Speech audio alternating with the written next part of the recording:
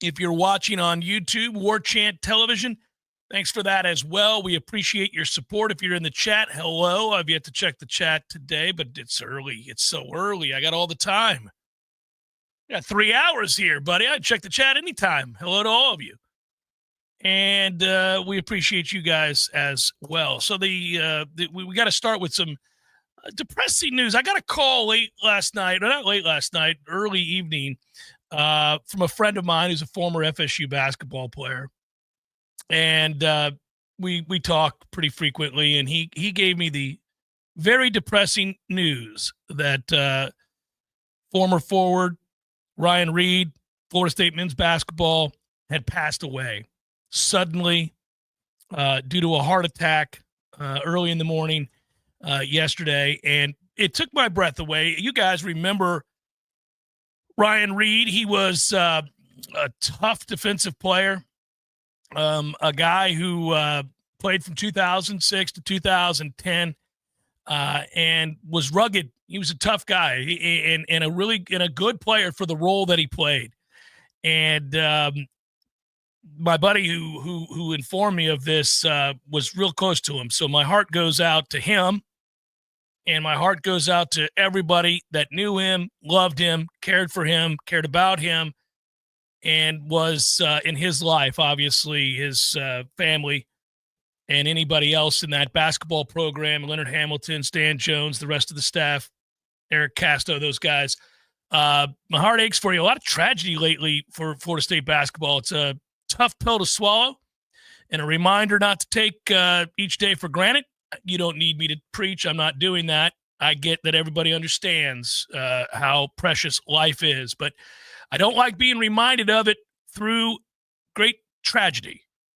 I'm aware that it exists in the world. I don't need constant reminders. And so when you have something like this happen, you certainly take heed and tell the people around you and those that you work with and live with and deal with on a regular basis that you love them. So rest in peace. And I'm very sorry to hear the news there, Ryan Reed's family and friends. That's awful, just awful. Wanted to start with that, at least acknowledge it, and move forward from there. We can circle back and talk about what he meant for the program, what he was at some point, but let's move forward here. We did find out that Florida State will be sending four. I got the email this morning, Tom. You know, we were talking about the ACC kickoff, you and I, and you asked me just the day before yesterday, hey, man, have you gotten any emails lately about what's going to happen in Charlotte? It's no emails. And we were growing more and more concerned. But then the email came in from Kevin Davis this morning, and that's when I realized not only was Florida State sending certain players, we already knew that. We were guessing which ones it would be, but they were sending four.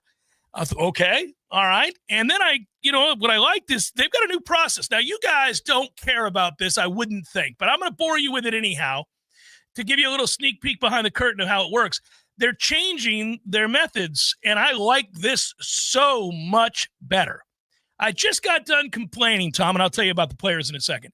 I just got done complaining that when you go to these Radio Row at ACC kickoff is what I'm referring to. First of all, you have to apply to get on Radio Row. And so this is a multimedia event. Not everybody's on Radio Row. Some people are just there to write for websites and so forth. But we send, obviously, a multitude of people for podcast, radio, journalism, you name it. And so every year, bare minimum, Ira, Corey, myself, typically Aslan, sometimes Tom, sometimes now Matt Lasser, others will go to this event. We don't need everybody to be there, but we need representatives to get the workload out and to, have each aspect certainly under control.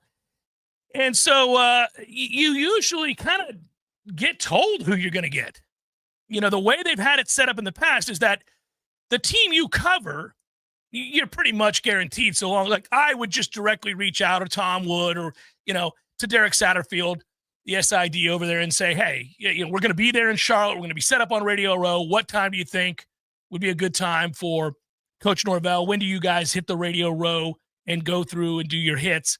I'll be set up, and then you kind of work that in. From there, the rest of it, you don't know.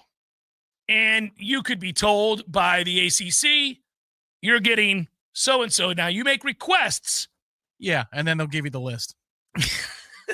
So you make a request, and then they are like, yeah, thanks for that. You got one of the 5 that you asked for, and here's 4 slappies you don't care about. Have fun with that. It's a toughie. It's a toughie. And then at that point, you kind of, well, you win the lottery or you don't. Last year I felt good about the fact that I got Brent Key because I wanted to talk to the head coach of Georgia Tech, the team we were playing first in Ireland. And I thought, well, this will be ideal. And it was. I wanted to talk. We wanted to every year that we were there. A certain head coach from Boston College was always high on our list because we had developed a friendship with him. Yeah, we got him most years. Oh, I got to a point where they kind of just knew it had to happen. And so, we'd get him. But a lot of times you're just kind of just told the way this is going to go. And now the way they're doing it, and I love it, they sent us a list. And I now have this and will forever have it until these guys get fired. A list of football SIDs for every school in the conference. And every player that is on this list that's credentialed for the ACC kickoff. So I can go through and see every school, its players that, they're sending. I have the phone number to the SID, the athletic offices. These wouldn't have been hard things necessarily to find, but now they're neatly compiled here for us.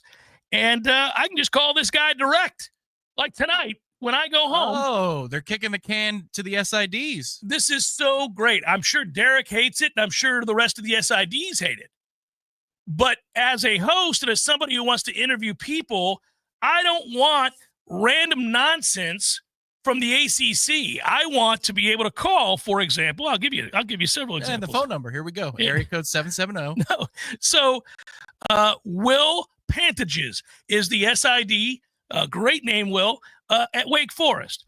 If I were remotely interested in talking anything about Wake Forest, I could call Will or email him. I have his email now and his phone number and his office phone number. I got them all. And I can say, Will, listen, I know you guys are going to suck, but I see here that on Wednesday at 9:40 a.m., you've got Damone Claiborne, and he's going to be there at the kickoff. I'd love to talk to him. What time do you think we should get together? And then he has to look at his calendar and say, well, Jeff, you're one of many that want to talk to Damone, and I'll get to you at around 11:07. I put my little day planner, and I go, 11:07, I got Damone. All right. Then I go back over here, and I say, Travis Wells is at Virginia Tech, and we like Travis Wells. Yeah, let's make sure it's still the guy. I'll look him up. Slick back hair. Travis can't wait to be at the ACC kickoff. So then I call Travis. By the way, area code 540 if you were wondering at home. And I say, hey, Travis. That's him. It is him? Is it really him? Yeah. So that's a joke that you guys have heard us talk about before. The SID of Virginia Tech likes his job in a way that everybody should like their job. Or at least he puts on airs as if he does. And it's awesome. Like, how convincing. It's very convincing. Yeah. He's kind of dressed like and looks like the character from American Psycho. His hair is straight back. Yeah, and he's always smiling, and he's just, he's just ridiculous. Yeah, but he's got the energy of McConaughey in Eastbound and Down as the scout. Oh, right. Yes, yeah. No, it's quite a persona. And Tom and I love him because he is like, it would be like an Eastbound and Down. He'd be that kind of a character. He's Daniel Day-Lewis method acting if that's not who he is. I like to believe it's who he is. Yeah. Like he woke up one day and realized, I want to be the sports information director at Virginia Tech. And if I could ever just get that job, and they got it. And there's not a day that goes by that he doesn't think, I can't believe it. I'm the SID at Virginia Tech, and I get to go to work today.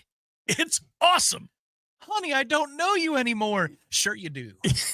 Now, tell me you want to stop by around 11:30 for that interview? Come on now. He is just like Tom is talking, and it's hilarious. How are you, boys? Good to see you. I'm Travis. Listen, what time do you want to talk to my guys? Travis, nice to meet you. I'm Jeff. I kind of only want to talk to Kyron Drones. Are you sure? The other three are great. And you're just kind of like, well, no, just Kyron. Just want to talk to the quarterback. I'll have Kyron right here about 12:17. How's that do you? And there you are. And sudden, it's just you. And now you're like, okay, thanks, Travis.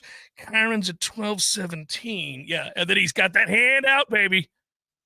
But yeah, so they gave me every single sports information director's email, cell, office phone, and I can now call every one of them. We could talk to Rocco Gasparo at Louisville. Rocco, it's Jeff down in Tally. How are you? That's not the Boston College SID. No, it's the Louisville SID. And I can say, Rocco, Cameron, I want Miller Moss, 1:30. Take a look at that calendar. Get back to me. That's what we can do. This is going to be great. This is so much better. All right. I can request anybody I want. So have you directly with the SID. Have you started texting? No, I have not started texting. Uh-oh. I'm not going to text. I'm going to call. Okay. I'm going to let them know who I am. I'm going to say, hey, I'm Jeff. You're going to meet me in Charlotte in just a couple weeks. It's going to be great. I'd like to talk to one of your players. And I don't care about Antonio Watts. I want to talk to Chris Bell. You tell Antonio to take it on down the road. Give me Chris Bell. That's who I want to talk to. It's going to be great. So I'm going to begin formulating this now, and it's a good time because obviously it's a JCS triage process. It's just beautiful. Florida State, and that's who you care about, will be sending Tommy Castellanos, not a shocker.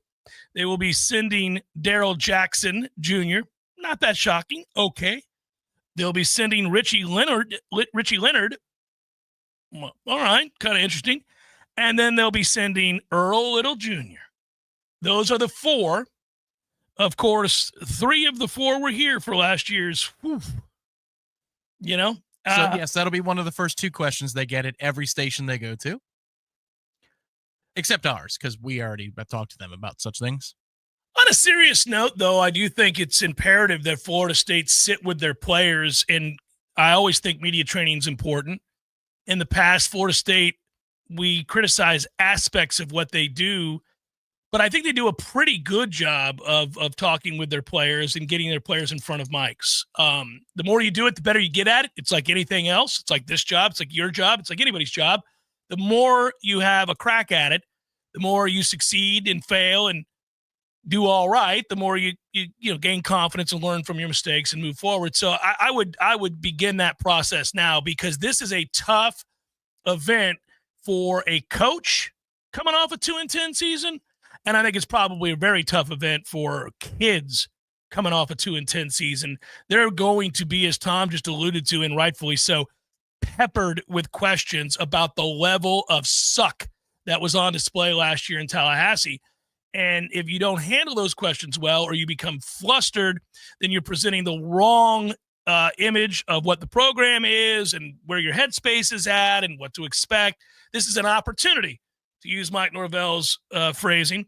This is an opportunity to spin this forward and begin a whole new narrative, but it depends on how you handle the questions and how you deal with the reality of your situation. Yeah, I think you'll probably get the same phrase from those 3 players. Tommy can easily deflect and say, I wasn't here. But for the other 3 players, last year was last year, what we're looking forward to, ... And that's probably the training. That would be it for the 3 guys. Last year was last year is going to be the answer anytime you hear. So after 2-10, well, last year was last year, but what we're looking forward to. And yeah, and I wouldn't completely deflect or deny or refuse to acknowledge what occurred, but I wouldn't revel in it either, or dwell in it. Like to your point, certainly we were all disappointed by that. It's 2-10, it's what it is, but we're excited about what the opportunity holds for us now. And we had a really good spring. Looking forward to fall camp, getting ready to get started next week. So now you're on. Yeah, you're not deflecting. You got it. Yeah, we know. We know it was bad. It was bad. Have you guys heard about the 12 levels of luxury seating at Doe Campbell Stadium? Oh, man. And you, sir, even you, media member there at Wake Forest, if you'd like, you could, for $650, be part of the Knoll Pass, or whatever the hell it was called. In fact, the back of my phone case has a QR code that you can scan right here, right now, and it'll take you directly to a sign-up page. Yeah, that's what we got. That's where we're at. And I look forward to reaching out to those SIDs. I think just as an exercise, I'm going to call each and every one of them, even if I don't have any desire for one of their players. Just to You should tape that. Oh, my calls to the SIDs? Yeah. Just like from that seat right there. George, Jeff Cameron, Tallahassee, how we doing? Oh, good. How are you, Jeff? Am I on the air? Yeah. No, absolutely not.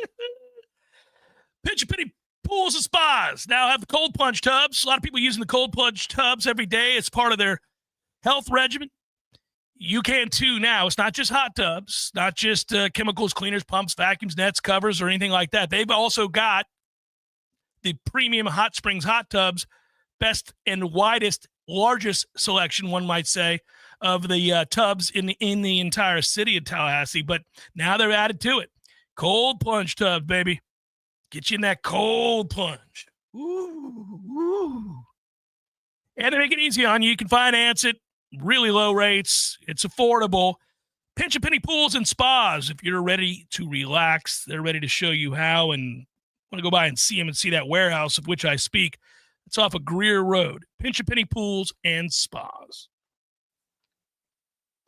Searching for the best place to spend time outdoors this spring and summer? The Golf Club at Summerbrook has all the amenities you and your family need. Purchase a family pool membership this season and enjoy the most luxurious and relaxing resort-style pool in the entire city with a 6,000 square foot deck, covered pavilion, and poolside drink and food service. You'll feel like you're on vacation. Reserve your pool membership today. Visit the Golf Club at Summerbrook.com or call 850-894-GOLF. That's 894-GOLF.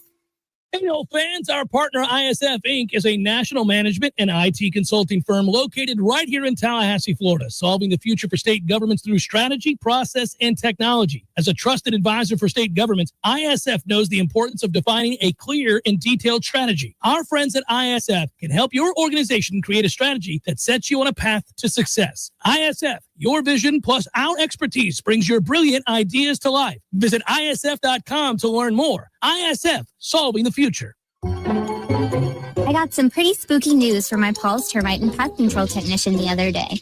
It turns out that I'm sharing my home with Formosan termites. Those little monsters do damage about 4 times faster than the regular termite. Fortunately, Paul's discovered them on a routine general pest service, and they've already turned the Formosans back using an amazing treatment called Centricon. Paul's was the first to introduce the Centricon termite colony elimination system to North Florida and is the leader in this non-invasive treatment. Instead of dumping gallons and gallons of harsh chemicals into our soil, Centricon uses environmentally sensitive treatments loaded in bait stations. These stations are placed around the home. Termites are present, they feed, and take it back to the colony, which is then destroyed. To learn more about Centricon and a free consultation, go to callpauls.com. For the elimination of termite or any other pest. And a greener lawn, too. Call Paul's. We'll get them all. Ready to spice things up, Tallahassee? Slide into the all-new Tallulah Love Shop, your one-stop pleasure palace. From sensual toys and steamy couples kits to luscious aphrodisiacs and pheromone perfumes that whisper, yeah. And oh, don't forget the THC slushies, flower, 7-0 kratom, and sweet edible treats that hit just right. Grab your partner or come solo and see the all-new Tallulah Love Shop at 1530 Mahan Drive. More love, more fun, always at Tallulah.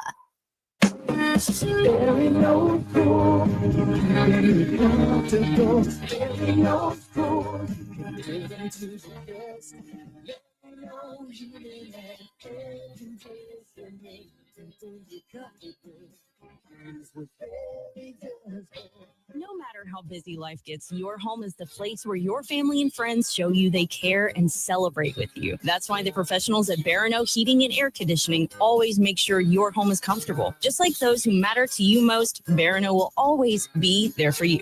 This is Tyler from Barano Heating and Air. Now you can schedule an appointment, purchase or renew your service agreement, or pay your bill from your mobile device. Any day, anytime, anywhere. When you turn to the experts at Carrier and Barano Heating and Air, online at baranoac.com. Florida license number CAC 1816186.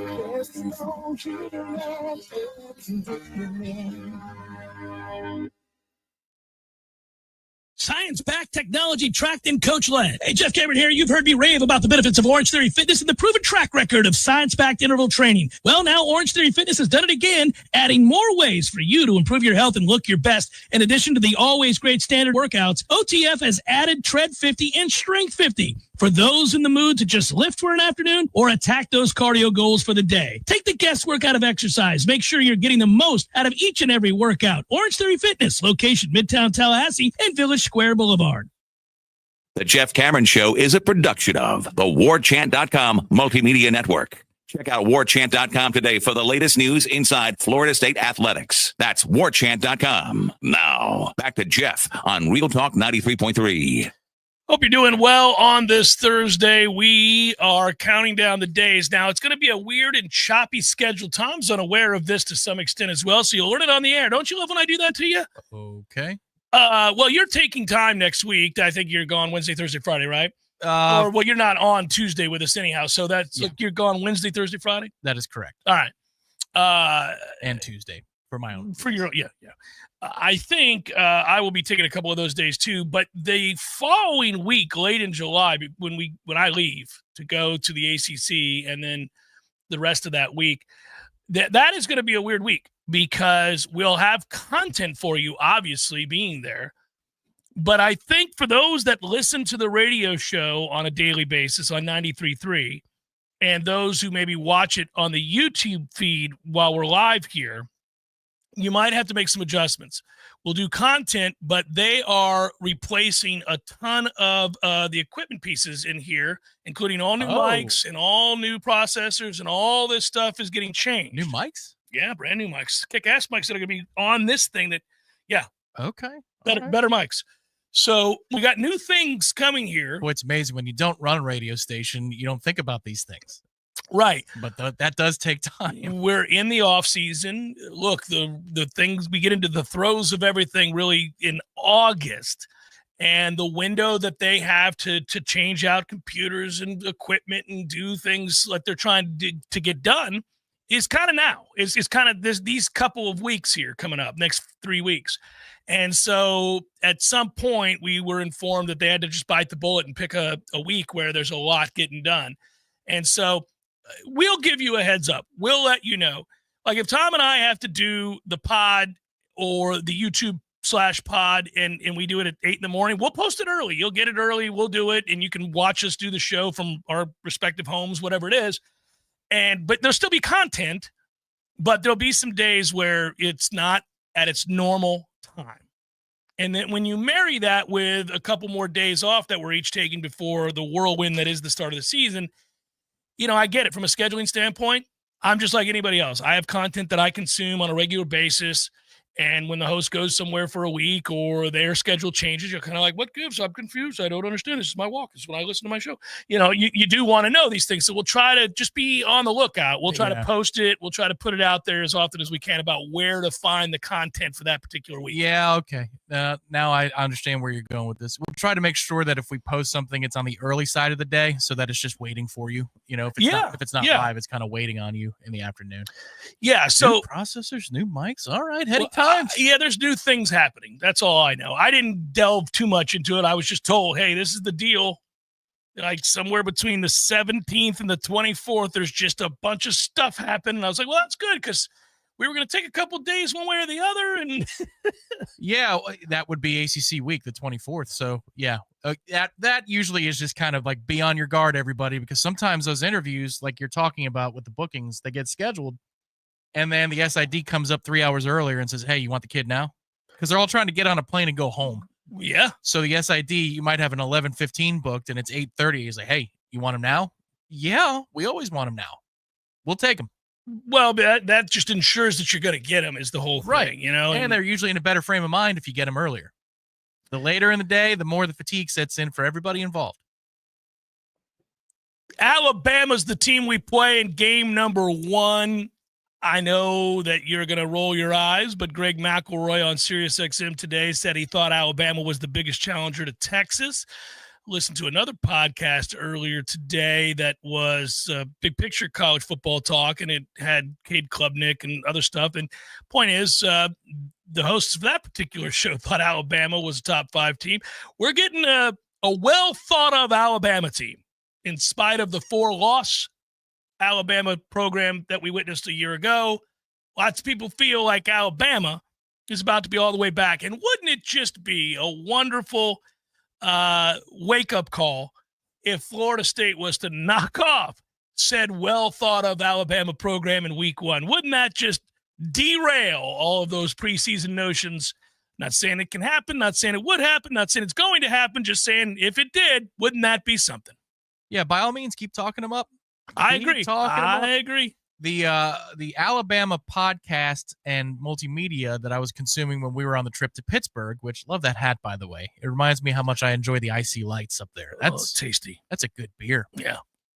The consensus that I got was while they all believe that the offensive line is going to be a strength of the team, they believe that the interior of the offensive line is going to be the strength within the offensive line. You might say, well, that's crazy because Caden Proctor is thought to be one of the first tackles off the board in the NFL draft, if not the first tackle off the board in the NFL draft. Well, within the Tuscaloosa circles, the thought is that Caden is good when he wants to be, which is an interesting sentiment. It means that consistency, motivation. One of the groups that I listened to spoke about weight and staying in shape, and not being available for spring sets him back because he was a little bit out of shape last year.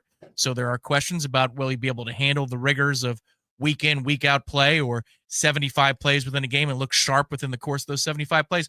So the question on Caden Proctor is not, is he going to be good? Yes, he will be, but will he be elite? That's what they're openly asking. They're a little concerned in the Tuscaloosa market about right tackle as well, but they all feel pretty good about the interior of the offensive line, which I find interesting because you think on that for a little bit, you start to picture the chessboard and you think about, well, okay, if we're going to affect plays in the backfield, if Tony White believes that, then he's going to be dialing up pressures from the outside, from the perimeter. And then that would also mean that the onus falls on ACC kickoff representative Daryl Jackson and some others to be stout up the middle against the strength of the Bama offensive line, which will be center guard. I am of the mindset, and I understand the way things differ between those that are covering a program on a day-to-day basis and the lofty expectations and the ways of comparison, the starter from a year ago to the new guy here and what that – I just blanketly look at Alabama's recruiting from the last 4 years, and I understand you have to weigh in the transfers and weigh in some of the guys that were maybe disappointing and also, of course, obviously factor in all those that have lived up to the hype. But what I noticed more than anything else is obviously they've been able to stockpile a much larger contingent of 4- and 5-star athletes than Florida State has. So I just go into the game assuming we're a decisive underdog for good reason, but I also go into the game with high hopes that we'll play well and have a chance to win it. And I'm thankful that it's the first game of the year. I really am. I think it's very important that it is. I have a feeling they're going to be better as the season goes on, and maybe catching them when we do is the best possible way to pull off the upset. Yeah, agreed. I think what you're hoping for is that this roster, which I would even say it's comprised of a lot of top 100 players, because that's the contention that's going right now amongst the Florida State fan base. Is like, yeah, these are 4 stars, but like we can't even have nice things. Mm-hmm. But I mean, if you're a 4-star and the 222nd rated player in the country, and you're a 4-star and you're the 75th rated player in the country, that is a little bit different. Yeah, these are different shades. What our hope has to be is that this roster that Alabama brings to town is like late career at Florida State Jimbo. A lot of great recruiting, not a lot of results to show for the great recruiting, because that was what last year was for Alabama. I mean, all of those, that roster is totally comprised of a bunch of badasses, and they found a way to lose games they had no business losing. So you're hoping that maybe under this coach, that columnist in Tuscaloosa is right. He's a fraud. It was Michael Penix and nothing else about what made him who he was. Yeah, you could allow for it. It could certainly be an option. I would also say that they were held back by the wildly inconsistent Jalen Milroe. And that maybe now they have a real pocket passer who can throw it accurately, consistently, and they may be better, way better. We don't know. If they know who their quarterback is. Well, but I'm saying if it's him, if it's the Ty Simpson kid who's heavily recruited, highly recruited, I would guess he's going to be a better passer of the football. I don't know. We don't know. The first game may tell us a lot. I hope so. I hope we're walking out of there smiling ear to ear. By the way, Robert in the chat, no, this is not recorded. We're live right now. I don't know why you thought that, but anyhow, maybe misconstrued what we were talking about in the days to come. As NIL collectives face clearinghouse delays, recruiting offers soar is a title of an article that we meant to get to yesterday. That's from Pete Nakos on 3. I want to touch on it next. We'll do so. It's Jeff Cameron Show 93.3 Real Talk Radio, Warchant TV. This is meteorologist Paul Trombley with your Real Talk 93.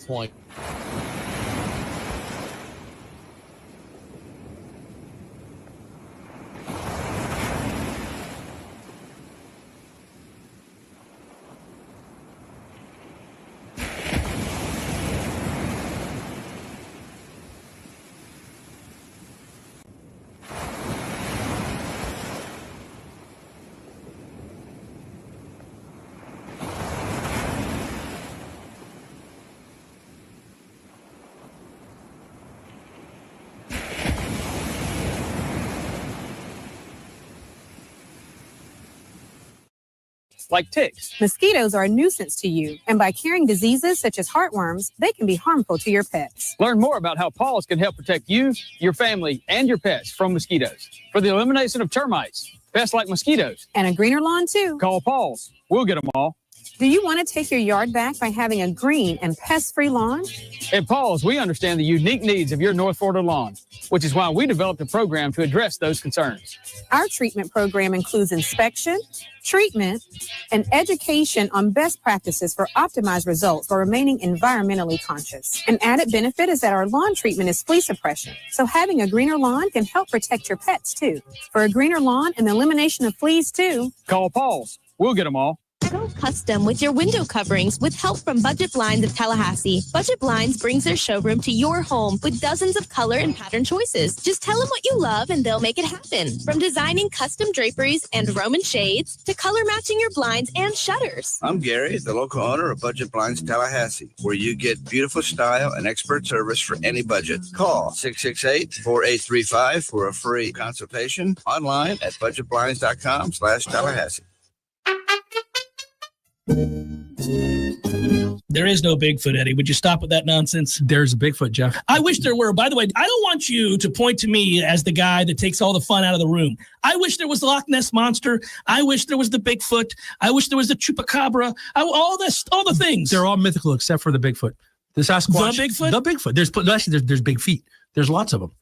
So like different, breeds, like different kinds. There's like families. There's different families. And, so there's if they're in the snow, you call them a Sasquatch or the Yeti, right? Yeah, and then here in Florida, that's a skunk ape. And I've never heard that one. By the way, why do you think it's real? We would have found them by now. They're the hide and seek champions of the world. Nobody finds the Bigfoot. I think you believe in Bigfoot. I do believe in Bigfoot. You don't believe. I believe in Bigfoot. Don't tell anybody you believe in Bigfoot. I would go look for Bigfoot, but he scares me. Gordo's bringing the flavor and flair of Cuban food to Tallahassee since 1996. The Jeff Cameron Show is a production of the Warchant.com Multimedia Network. Check out Warchant.com today for the latest news inside Florida State athletics. That's Warchant.com. Now, back to Jeff on Real Talk 93.3. So I alluded to it a moment ago. As NIL collectives face clearinghouse delays, recruiting offers soar, deals ain't stopping, quote, unquote. That is Pete Nakos. You recently read about the Felix Ojo, is that the pronunciation of that last name? Deal. The latest high-profile recruit to a multi-million-dollar NIL deal last week. Again, I really want a lot of things to speed up on the timeline of when we get this thing organized properly. One of those things would be, in most cases, not calling this name, image, likeness deals. They're just being paid to play football. Nobody knows who that is. He's not selling anything. Correct. There was some guidance today. I know you're getting into the NACO story about the delay. That the CSC released a statement today, or memo, and it's a long memo, as anything in this day and age of college football is, and it speaks on what NIL deals will hold up and the ones that they've rejected and the percentage of NIL deals that they have rejected from collectives. And it goes on the offensive. The College Sports Commission goes on the offensive as to how aggressive they're going to be at trying to tamp these things down. the NACO story I know that you're referring to is about the speed with which they're returning judgments about whether things they pass muster or not. But this is all still going to be up for debate. Even if the CSC wants to talk tough, there's going to be a legal challenge as to whether or not they can get on with it. And get on with it. Get on with it. Because they're going to lose. And the faster that happens, the better it is for the rest of us. Let's get to the whole "you're an employee, who are we kidding here" nonsense. Let's just get to that. Collectively bargain some things that we can agree upon. Write up contracts. You're beholden to contracts because that's what contracts are, and that's how they work. None of this nonsense where I offer you $2.3 million with room for negotiations up to $5 million. You're a year and a half in. You decide Lubbock sucks ass because it does. You walk back in and tell me you don't want to be here anymore and that you're riding out to Knoxville or some such place, and I'm stuck and I can't get my money back, and you're not beholden to the thing that you signed. None of this nonsense.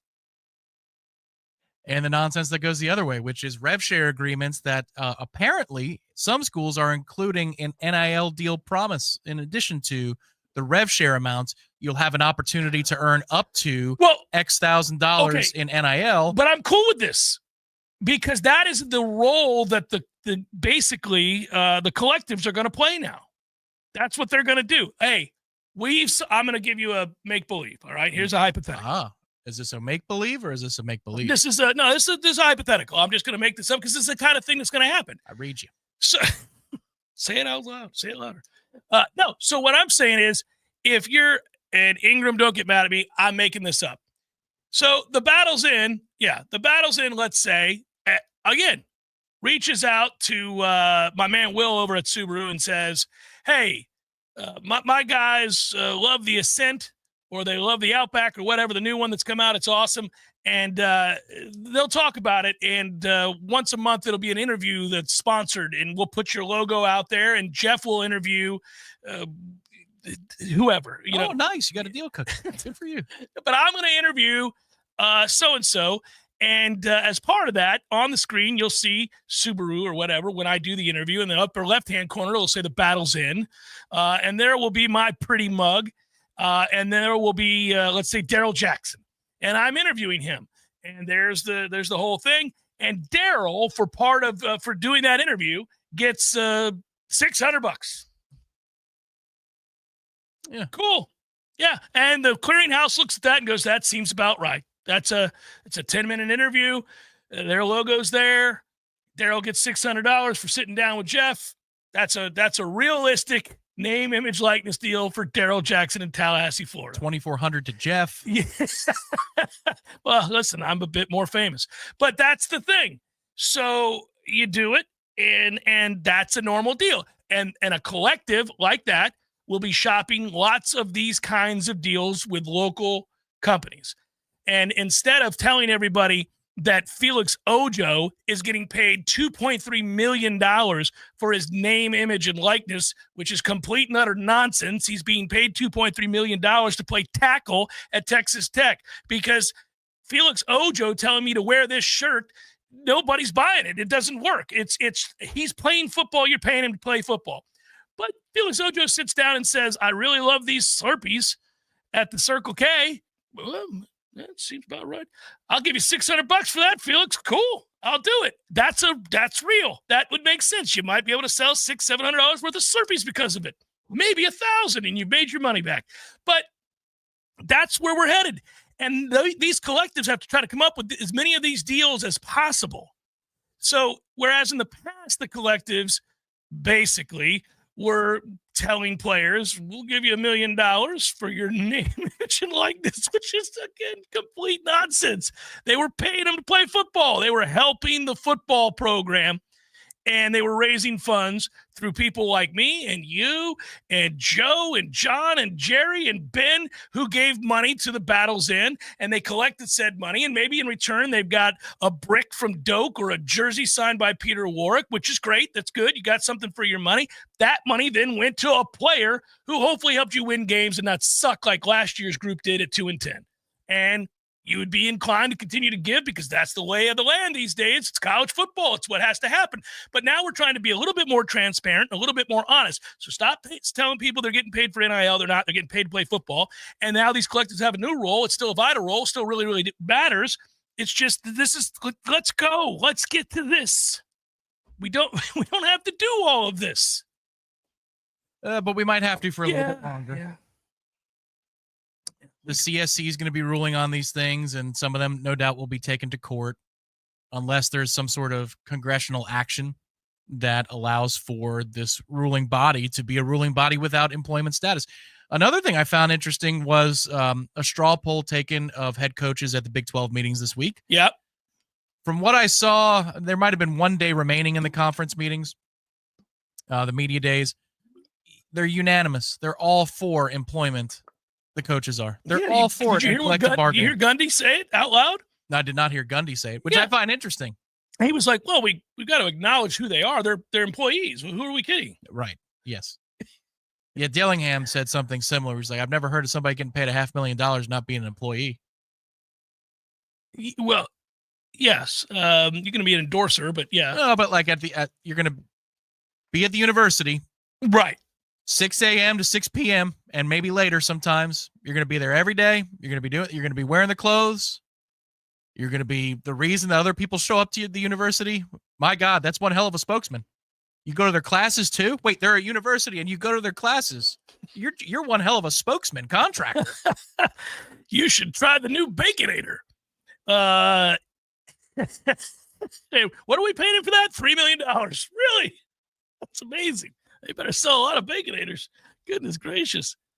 2 years ago, booster-driven NIL collectives were discussing a correction in the high school market. In May 2023, On3 wrote that almost nobody has heard of a seven-figure NIL package being signed in the 2024 recruiting cycle. The supposed reset, writes NACOS, in high school NIL has not held up. Instead, third-party booster collectives and institutions trying to navigate the rev share and NIL clearinghouse have seen an infusion of cash being dispersed to the top recruits this summer. It's 1,000% more difficult to win a recruitment than it was 2 years ago, said one SEC NIL collective operator. Everyone is aware that it's critical. So many people 2 years ago thought some elements of this were fake and that it was not as important as it is. On to the delays. The influx of spending in the high school market comes as third-party NIL deals in college are being held up by the recently established NIL clearinghouse. Speaking with sources across the Power Four, writes NACOS, a slew of prominent schools collectives are waiting on approval from the clearinghouse. Now, Tom, let's interject, because the first time we heard about this, we heard about how quickly it was that they were going, Deloitte and the gentleman that was hired from Major League Baseball, that they would be able to rapidly go through these deals. A matter of hours. Hours. We were told hours. Now, they have clapped back today because they were getting killed for taking forever. And the reports that were coming in from NACOS, On3, and others like Yahoo Sports as well, yep, were that kids submitted the paperwork. They're going to go to the car dealership and they're going to sign autographs, and you can go, grab a hot dog and a hamburger while you're waiting in line for the kid, right? That type of an event. Ashley Schaefer, BMW. Yes. The date came and went for the event. Superior automobile. The date came and went for the event, and they hadn't heard back, so they couldn't do it. Like, you killed the deal. You got to give us a thumbs up, thumbs down. You killed the deal. I was going to make $150,000 to sign an autograph. Let's go, Nero. Thumbs up, thumbs down. Give me something here. But today, the commission let out a memo because of the bad PR, and they said that they've dealt with more than 1,500. Several hundred deals have been cleared just in the past few days. Guys, we want you to know that those numbers that you heard from NACOS and others, they were accurate up to a few days ago. But I'm telling you, we hit them by the dozens since the last 72 hours. I would imagine this guy's got a staff and that they understand the rules and that there are, hey, this is the guideline. This is what we do. House attorneys and cap circumvention rules. We've got everybody here in this committee, in this group that weighs on these things, the clearinghouse, I should say, run by Deloitte. We all know what's what works, what gets a go, what gets a no. And so now I've got 50 of you people, and here comes another deal. Look at this. This one's from Frank at Northern Illinois. He wants to make $57 next week for serving coffee for an hour at Starbucks. I think that's a go. Yeah, I like it. Clickety-doo. The good news is you don't have to report those. It has to be It's less than $600. $600. All right. That's Here why- comes from Frank from Northern Illinois. He's going to get $601 for serving coffee next week. Man. Yeah. I got to tell you, we got to call Frank and tell him just take $5.99. You don't even have to call us. Yeah. Just put it in your pocket, baby. Yeah, Dellinger, again, this is now turning into a PR, back and forth here. The CSC is now blaming the universities today in this memo. Oh, here we go. And they said, quote, cluster. Yeah, other deals have yet to be cleared because, quote, schools have failed to respond to requests for information about the entity involved in the deal, whether or not it's an associated entity with the university. So the CSC is saying, hang on a minute. Your paperwork wasn't in line. Don't blame us. It's turning into one of those political blame games as to why the things are taking forever to get done. And the CSC had a spokesperson say to On 3 after that article came out, we regret these early delays.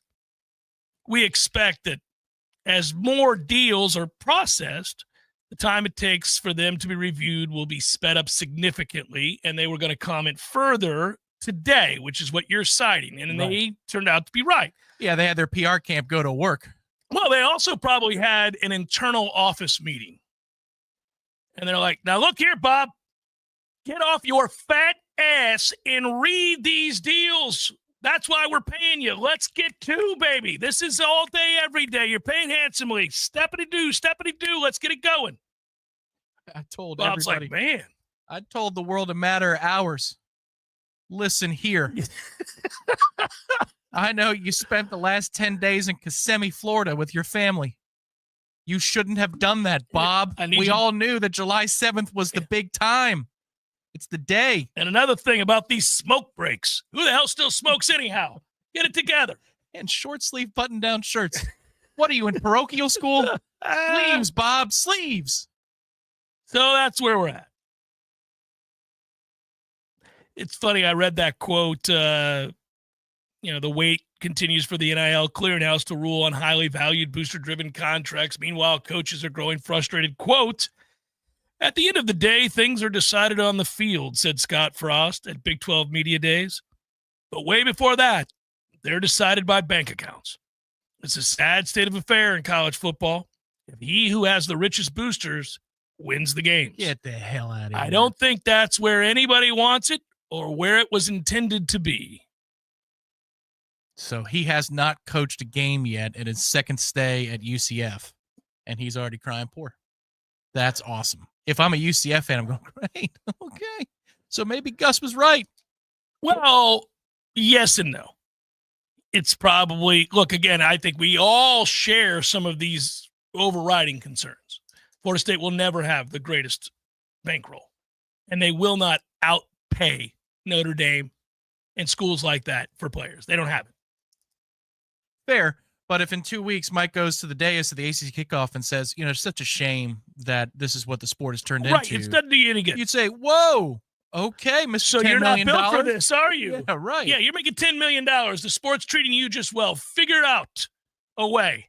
We ain't got time for this. We do spend top 20. Take 6. Keep 6. Let's throw 4 back into the hopper. And look at that. You're a big booster. Yeah. No, it's true. This is where these guys need PR people with them at all times. Like, Scott, Ixnay. It's not what we do. Ixnay on the overpay. Nobody wants to hear that nonsense, man. We're trying to win some games. You think anybody's thinking about how poor they are when we're 0-3? Because you've already gotten out in front of it and told everybody we can't win. That's not what we're doing. As I said at Big 12 Media Days, it's such a shame, everybody. Yeah. It's such a shame. At the end of the day. I felt like we out-schemed them, out-prepared. But, my guys, well, they're basically what, $5 an hour get you. Instead of the $22 an hour they're paying over there at Wisconsin. What do you want me to do? Such a shame. It was a beautiful day outside. Hope you enjoyed it. Stadium, nice atmosphere. We lost 27-7. But that's what it'll get. That's what you get when you don't pay. Broke asses. Yeah, it's not what you do. It's like I was making fun of your boy in Atlanta yesterday, the now backup quarterback. crying about Kirk being misled. If I had known they were going to draft Penix, I don't know. Yeah. You're guaranteed $100 million. Shut up and compete. No, I wouldn't have signed that contract. I wouldn't have taken the guaranteed money. Guaranteed money. Kirk, hear yourself. Say those words out loud and think about the fan that pays for the ticket that goes to the game. You and Sam Bradford are the two luckiest people. But Sam never bitched and whined and complained. No, I'm just saying you're in your own class. You're not quite in that, Breeze, Brady, Roethlisberger class. You're in the Sam Bradford class of, wow, you have maximized your money. Profits. So shut your pie hole. And just go compete, man. The kid's a rookie. Go compete for the job. You know what? He has a sense of entitlement, and there's too much entitlement in this country. And Kirk Cousins has too much of it. That was you tone deaf, brother. Tone deaf. It's the Jeff Cameron Show, hour number 2 forthcoming. Stay with us, 93.3 Real Talk Radio, and of course, Warchant TV. Thanks for watching. Hello to everybody in the chat yet again.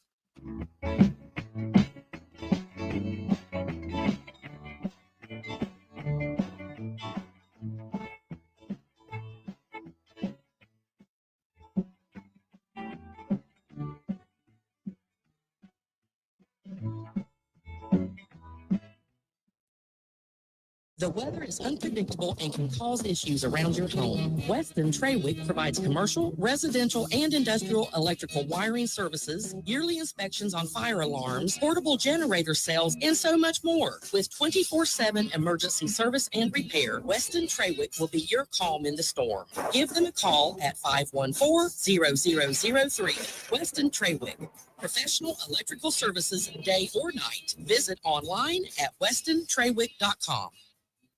Feeling sluggish? Wake up your body the right way with Vigor. The all-new Vigor Cold Plunge Tub from Hot Spring Spas is now available exclusively at Pinch a Penny Pools and Spas in Tallahassee.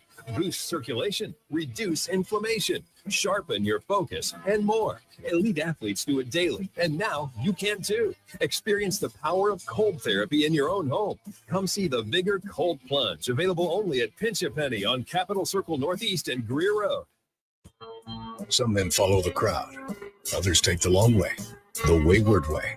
At thewaywardgent.com, we've curated the gear, gadgets, and grit every respectable man needs, from the fairway to the fire pit. We've identified the top-rated Amazon finds, so you don't have to. No fluff, just the good stuff. Visit thewaywardgent.com for the man who's not afraid to live a little off course. Thewaywardgent.com.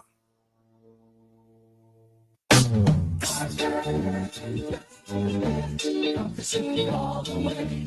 222-7722. AC and electric is what we do. Service, repairs, and installation too. 222-7722.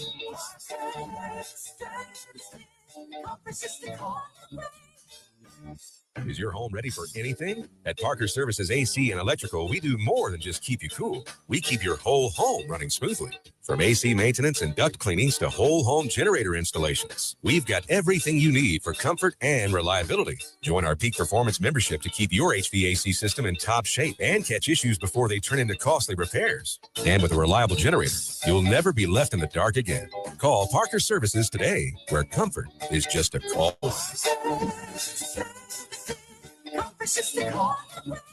Model license number CMC 050334 and EC 1301240.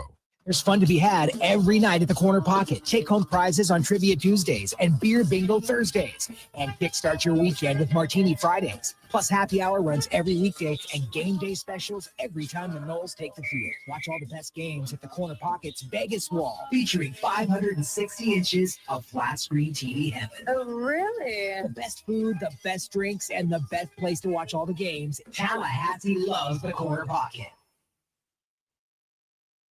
Coming up next, more of the Jeff Cameron Show. Live and local on Real Talk 93.3. WVFT. Greta, Tallahassee. Your sports flash update on Real Talk 93.3 in Tallahassee. Florida football announcing the individuals who are going to represent the program at the upcoming SEC Media Days. That's going to be taking place in Atlanta coming up next week. Defensive lineman Caleb Banks, quarterback DJ Lagway, and offensive lineman Jake Slaughter are all going to represent the program.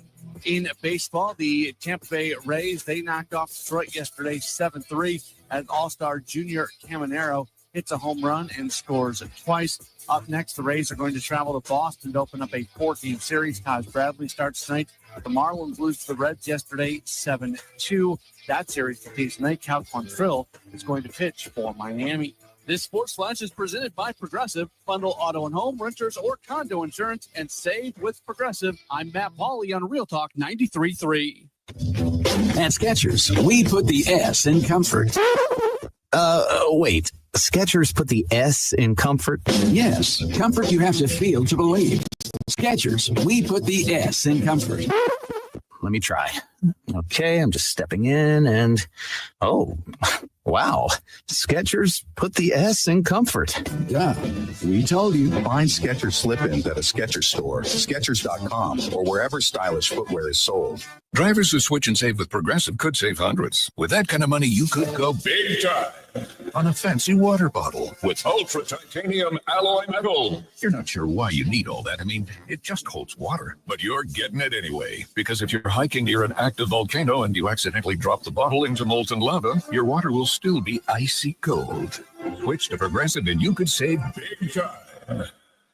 For water bottles, Progressive Casualty Insurance Company and affiliates, not available in all states. Potential savings will vary. Hey, no fans, our partner ISF Inc. is a national management and IT consulting firm located right here in Tallahassee, Florida, solving the future for state governments through strategy, process, and technology. As a trusted advisor for state governments, ISF knows the importance of defining a clear and detailed strategy. Our friends at ISF can help your organization create a strategy that sets you on a path to success. ISF, your vision plus our expertise brings your brilliant ideas to life. Visit ISF.com to learn more. ISF, solving the future. Do you own a small business? Let me guess. You started your business so you could get bogged down with payroll and bookkeeping, office tasks, and other paperwork, right? Probably not. I'm Craig Collins with Collins Income Tax Solutions. Allow me to help you get out from behind your desk and get back to doing what you love. For any of your payroll, bookkeeping, or other business services, give me a call today and allow me to take it off your plate. You can find my contact information online at collinsincometaxsolutionsllc.com. Hey, this is for my homeowner friends out there. You know who you are. When you get your grass cut, you're going to inspect the work, make sure it's good. Get your house painted, check around every corner and edge, make sure that's done right. Get a new roof, got to get eyes on those shimmering new shingles. Get your septic tank cleaned. Bet you're not popping your head down in there to take a look around. You got to trust it's done right. I'll make it easy. Go see my friend, Greg Miller, Miller Septic. They're my guys. I trust them, and you can too. MillerSeptic.com. That's it. That's the commercial. That's the whole thing. Check them out. It's MillerSeptic.com. Science-backed, technology-tracked, and coach-led. Hey, Jeff Cameron here. You've heard me rave about the benefits of Orange Theory Fitness and the proven track record of science-backed interval training. Well, now Orange Theory Fitness has done it again, adding more ways for you to improve your health and look your best. In addition to the always great standard workouts, OTF has added Tread 50 and Strength 50 for those in the mood to just lift for an afternoon or attack those cardio goals for the day. Take the guesswork out of exercise. Make sure you're getting the most out of each and every workout. Orange Theory Fitness, location Midtown Tallahassee and Village Square Boulevard.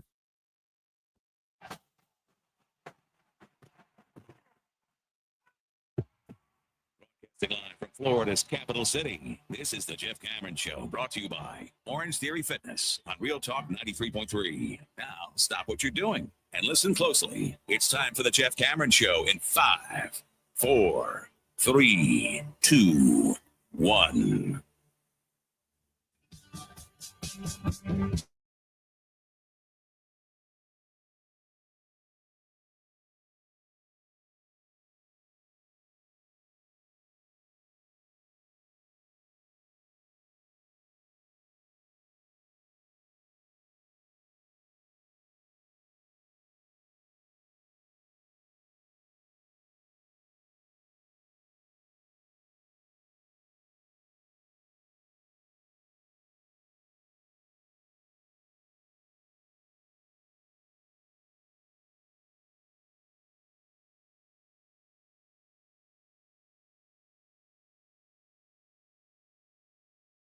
What do you like? You like a loofah?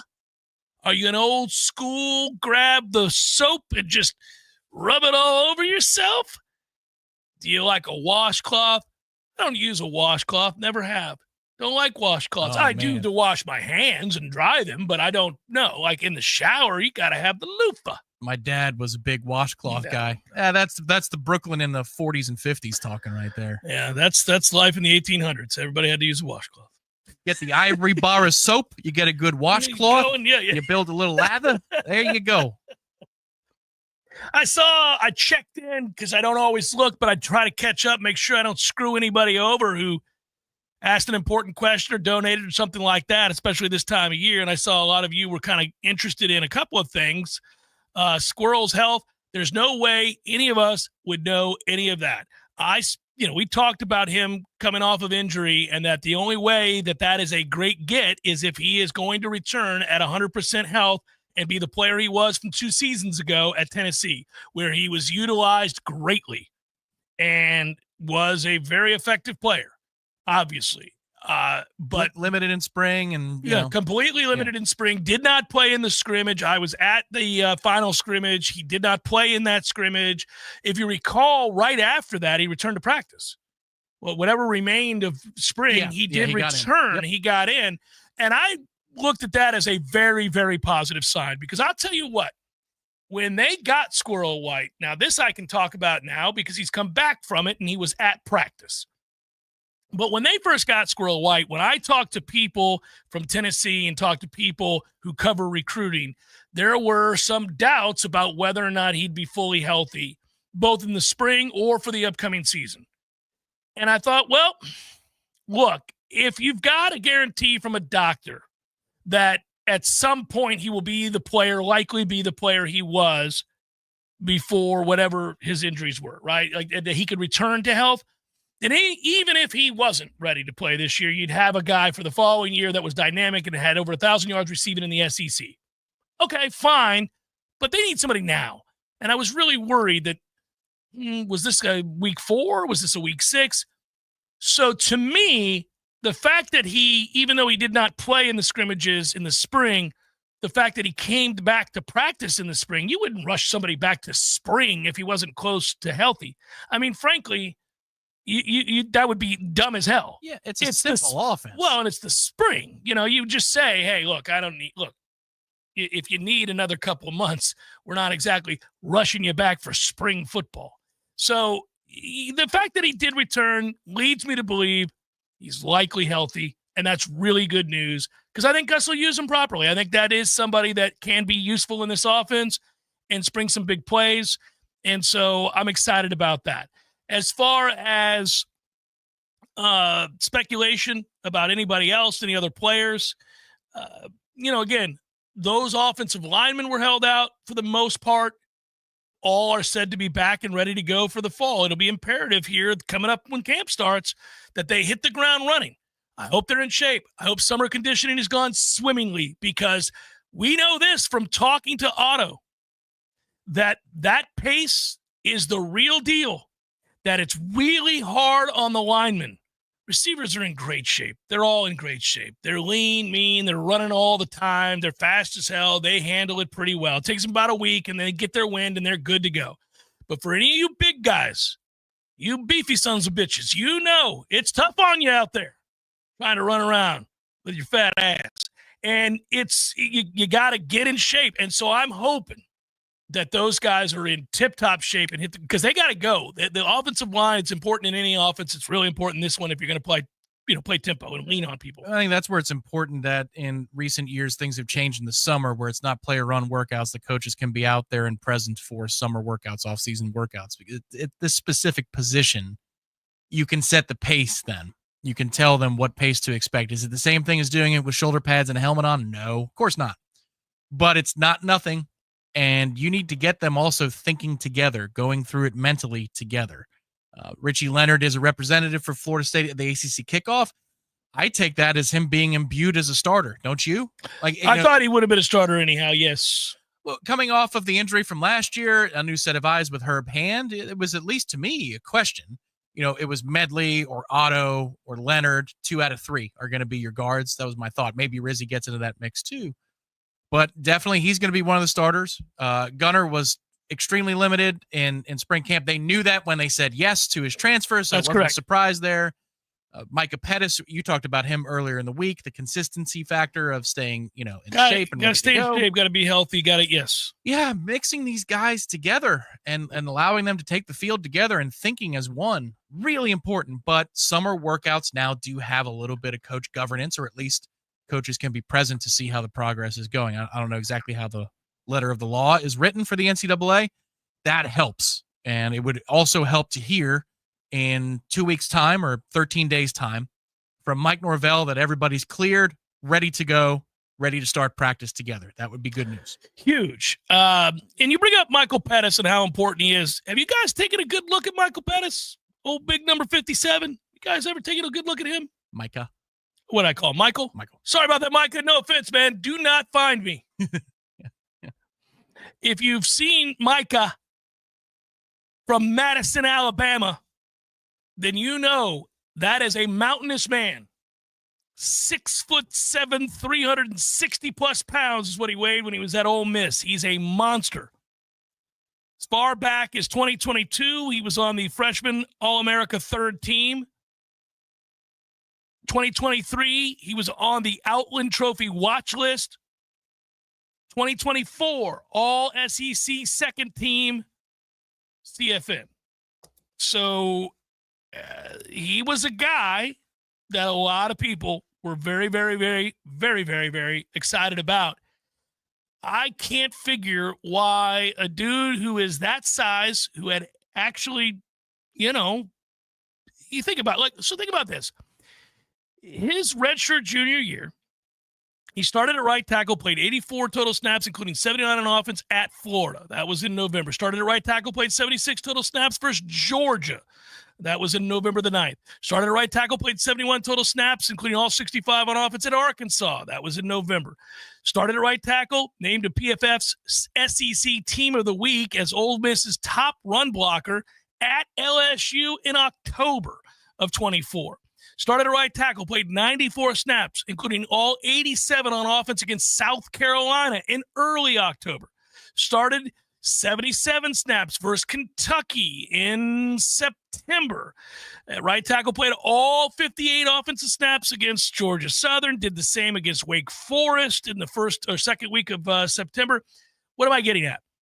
He was a bona fide starter who was a preseason All-SEC pick from Athlon, a preseason All-SEC third-team pick from the SEC coaches, a preseason All-SEC second-team pick from Phil Steele. Why is he here? And I don't mean that nefariously. I don't.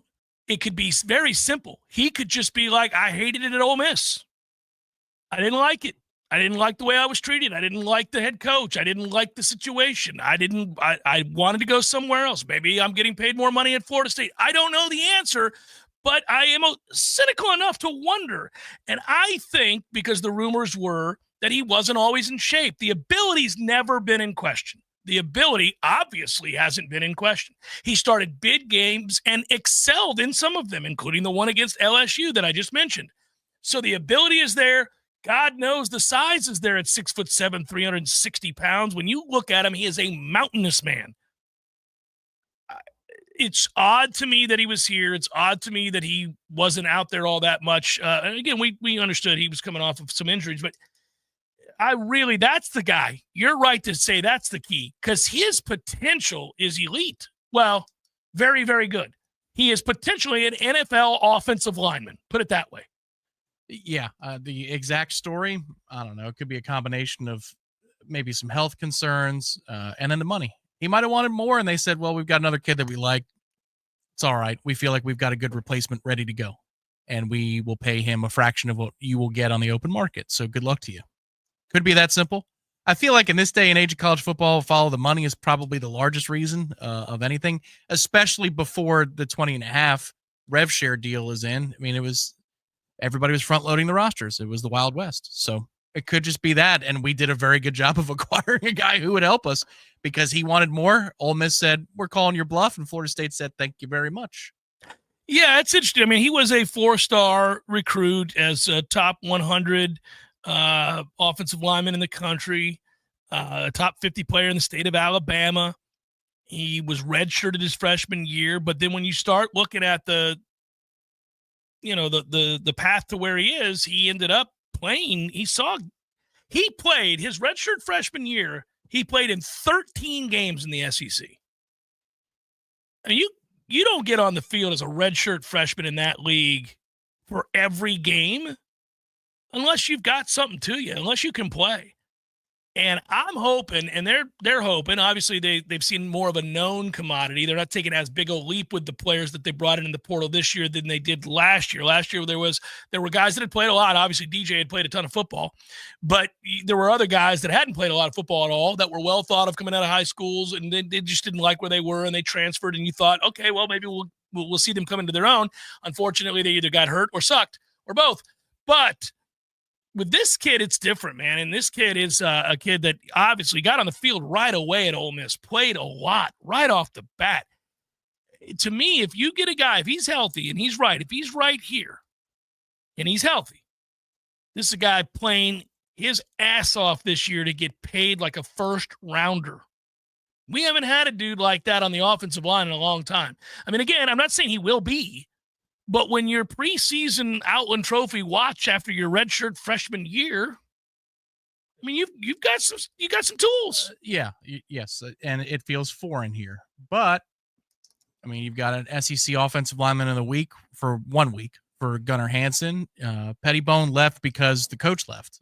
Right. He wouldn't have left. So I mean, potentially you hit on quite a few. And Medley, of course, is here because he's following Herb Hand and Gus Malzahn. So it might just be that you landed a few rare yeses that you don't normally get in the portal. That's the optimistic side. And if they play to their ability, if they play to the best part of who they've been in snippets at the other locales, such as the offensive lineman of the week in their conference, second team all conference, first team all conference, and so if they play to that, or they play to the level of a guy trying to get his money, trying to get paid in the NFL, trying to make a dream come true. They're healthy and they play to that end. Yeah, obviously you've got a very good chance to win. Like you could take the 4 games that are of the utmost importance in which you're an underdog. You place them over here, and then you look at the other 8. 2 of them are automatic wins. So you're looking at 6 games. Well, if those 6 games are played with a group that is top to bottom, a group of offensive linemen that have a chance to make it to the National Football League, and they play that way, then yeah, you'll win those 6 games or 5 of them.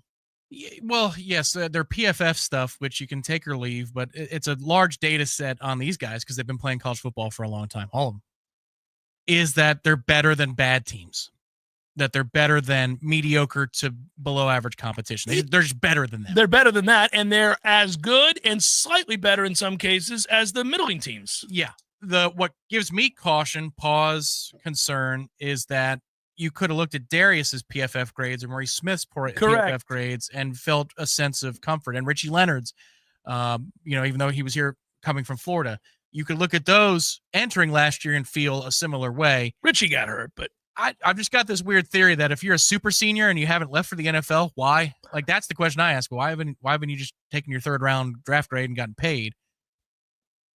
I'm a little nervous about that. But these guys have a track record that says that they do exactly what we're begging for, which is, hey, can we beat the teams we're supposed to again on the schedule? Because last year we sure as hell didn't. Almost did a David Hale. Which was beeped. It was. But last year we did not. Can we start doing that and then compete against better competition? All of these guys have a track record that says they can. The hard part was in spring they weren't able to work together. So hopefully in the summer and in fall camp, they get a lot of reps together. Well, this is where Herb Hand had to come in and be like, all right, guys, the whole season's on us. Let's be honest. We got a running quarterback who we're going to run. Whatever he gives us as a passer will be a bonus, but it's all going to be born off of this ability to run him and run the ball, period. It's the crux of the offense. What a joy. Offensive linemen love to run block. They love it. Most of them loathe pass blocking. They love to run block. It's an offensive lineman's dream. You get to fire off the ball, use that size, push downhill. You're not back on your heels, passing guys off. Unless you're in last year's Atkins scheme. Well, we found a way to be on our heels when we're run blocking. So you're in a system where you get to road grade. If you get to wearing people out, this becomes a offensive lineman's dream. And if I'm Herb Hand, I'm like, guys, they just told us the whole season's on us. They went out and got Sawchuck. We got the freshman running back coming in who they're going to play. We got a bevy of other guys that have played. Obviously, they brought all of you guys in here because they couldn't block a soul a year ago, and it derailed the season. I'm here and you're here to win these games. That's why we're here. Imagine if you're, Luane McCoy, and you're thinking about the offensive meetings you were in last year, and now you're looking at this year. They're all new dudes. It's all. If I'm Luane McCoy, I'm happier than hell not to be looking back at the group that. If you're Otto, just some of these guys who have been around for a couple of years in the program. I mean, hell, God forbid you're Sam Singleton, right? Or Keziah Holmes. Oh my God, they just brought in an entire new offense. Thank goodness. New coaches, 10 new starters at minimum. My God, this is a total transplant. Well, here you go. I mean, guys, we averaged 14 points a game last year. What do you think they're going to do? We're all under the gun. This is it. Let's go. About to be go time, and you guys could be the heroes. Man, what in my lifetime what I wouldn't give for us to have an offensive line that was like shirt worthy, where all of a sudden you go, I want to get a shirt with the 5 guys lined up front. I'll wear that shirt probably. We're just busting that ass every Saturday. It happened the second half of 2014, and we're still waiting for it to happen. I mean, God almighty. That O-line, when Big Rod took over left tackle and Cam went to center. It changed everything. Oh, that line was something. That's 11 years ago. 11 years ago. I'm ready. I am ready. Jeff Cameron Show, 93.3 Real Talk Radio, Warchant TV. Porterman, you're walking crooked again. What happened to you? Well, I was sitting at the boat ramp sipping on a margarita when my alligator Hank decided we needed to go water skiing. Oh, no. Next thing you know, Hank's strapped to 4 skis and I'm hanging on his back and the boat is pulling us out. It was all going great till Hank spotted a duck in the lily pads and wanted to jump the wake. Porterman, you're crazy. No wonder you got hurt. Yep, 1 second it's air, water, air, then bam, now I can't even bend over to put on my own water skis. Well, Florida Man, you better get over to Thin Chiropractic right now. You can book an appointment online and take advantage of the new patient special. Special offer online? That's easier than wrestling an airboat off a sandbar. That's right. Just go to thinchiro.com.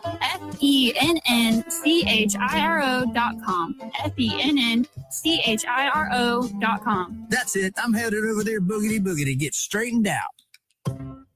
Hey everybody, this is Shannon Young with Cross Country Mortgage. Been in the industry now for 22 years. I just made the move over to the nation's largest retail lender, Cross Country Mortgage, here to serve you in 7 states, including Florida, Georgia, Alabama, the Carolinas, Tennessee, and the state of Texas. Here to offer better service, better rates, and if you were thinking about buying or if you've been on the fence and been waiting to call me, now is the time. You can still find me at loansforknowles.com. That is, again, loansforknowles.com. I've helped thousands of fellow Knowles get into their dream home, and I can't wait to help you get into yours. Give me a call today. I'm at 954-369-6171, or go to loansforknowles.com. Again, that's 954-369-6171, and that's loansforknowles.com. Equal housing NMLS 373031. It's not just a drink, it's a vibe. Cool off all summer long with bold and beautiful cocktails from Café de Martín. Try the stunning berry champagne with flowers on top, a refreshing pineapple coconut margarita, and the all-new Tamarindo Sour, or our spicy Cantarito. Available Tuesday through Friday for just $12.50. Take a trip to Peru this summer at Café de Martín in the Esposito Shopping Center. Online at cafedemartin.com. This week's Legacy Moment brought to you by Cornerstone Memorials remembers Officer Miguel Santiago, a beloved member of the Tallahassee Police Department. Known for mentoring teens and walking neighborhood beats with purpose and pride, Officer Santiago believed policing was about presence, not power. After his sudden passing in 2022, hundreds attended his vigil. His dedication lives on in the Explorer program he helped launch for local youth. We salute Officer Santiago, a true hometown hero. This has been a legacy moment honoring the lives that shaped Tallahassee. Sponsored by Cornerstone Memorial, helping families honor their loved ones with dignity and care. Find out more online at cornerstonememorials.org. Do you know of a Tallahassee legacy that should be shared? Text the word legacy to 850-386-8255 to submit your story for the Cornerstone Memorial's Legacy Moment. Science-backed, technology-tracked, and coach-led. Hey, Jeff Cameron here. You've heard me rave about the benefits of Orange Theory Fitness and the proven track record of science-backed interval training. Well, now Orange Theory Fitness has done it again, adding more ways for you to improve your health and look your best. In addition to the always great standard workouts, OTF has added Tread 50 and Strength 50 for those in the mood to just lift for an afternoon or attack those cardio goals for the day. Take the guesswork out of exercise. Make sure you're getting the most out of each and every workout. Orange Theory Fitness, location Midtown Tallahassee and Village Square Boulevard. The Jeff Cameron Show is a production of the Warchant.com Multimedia Network. Check out Warchant.com today for the latest news inside Florida State athletics. That's Warchant.com. Now, back to Jeff on Real Talk 93.3. And I wonder, has anybody changed their profile more than Texas Tech has coming into this season? Good Lord. Just looking at more at the collective, the Matador Club that they have. Chairman of the Texas Tech Board of Regents is Cody Campbell. Sold his oil and natural gas company, Double Eagle, to Diamondback Energy for $4.8 billion in cash and stocks. And he's basically told everybody, look, man, let's go win some games.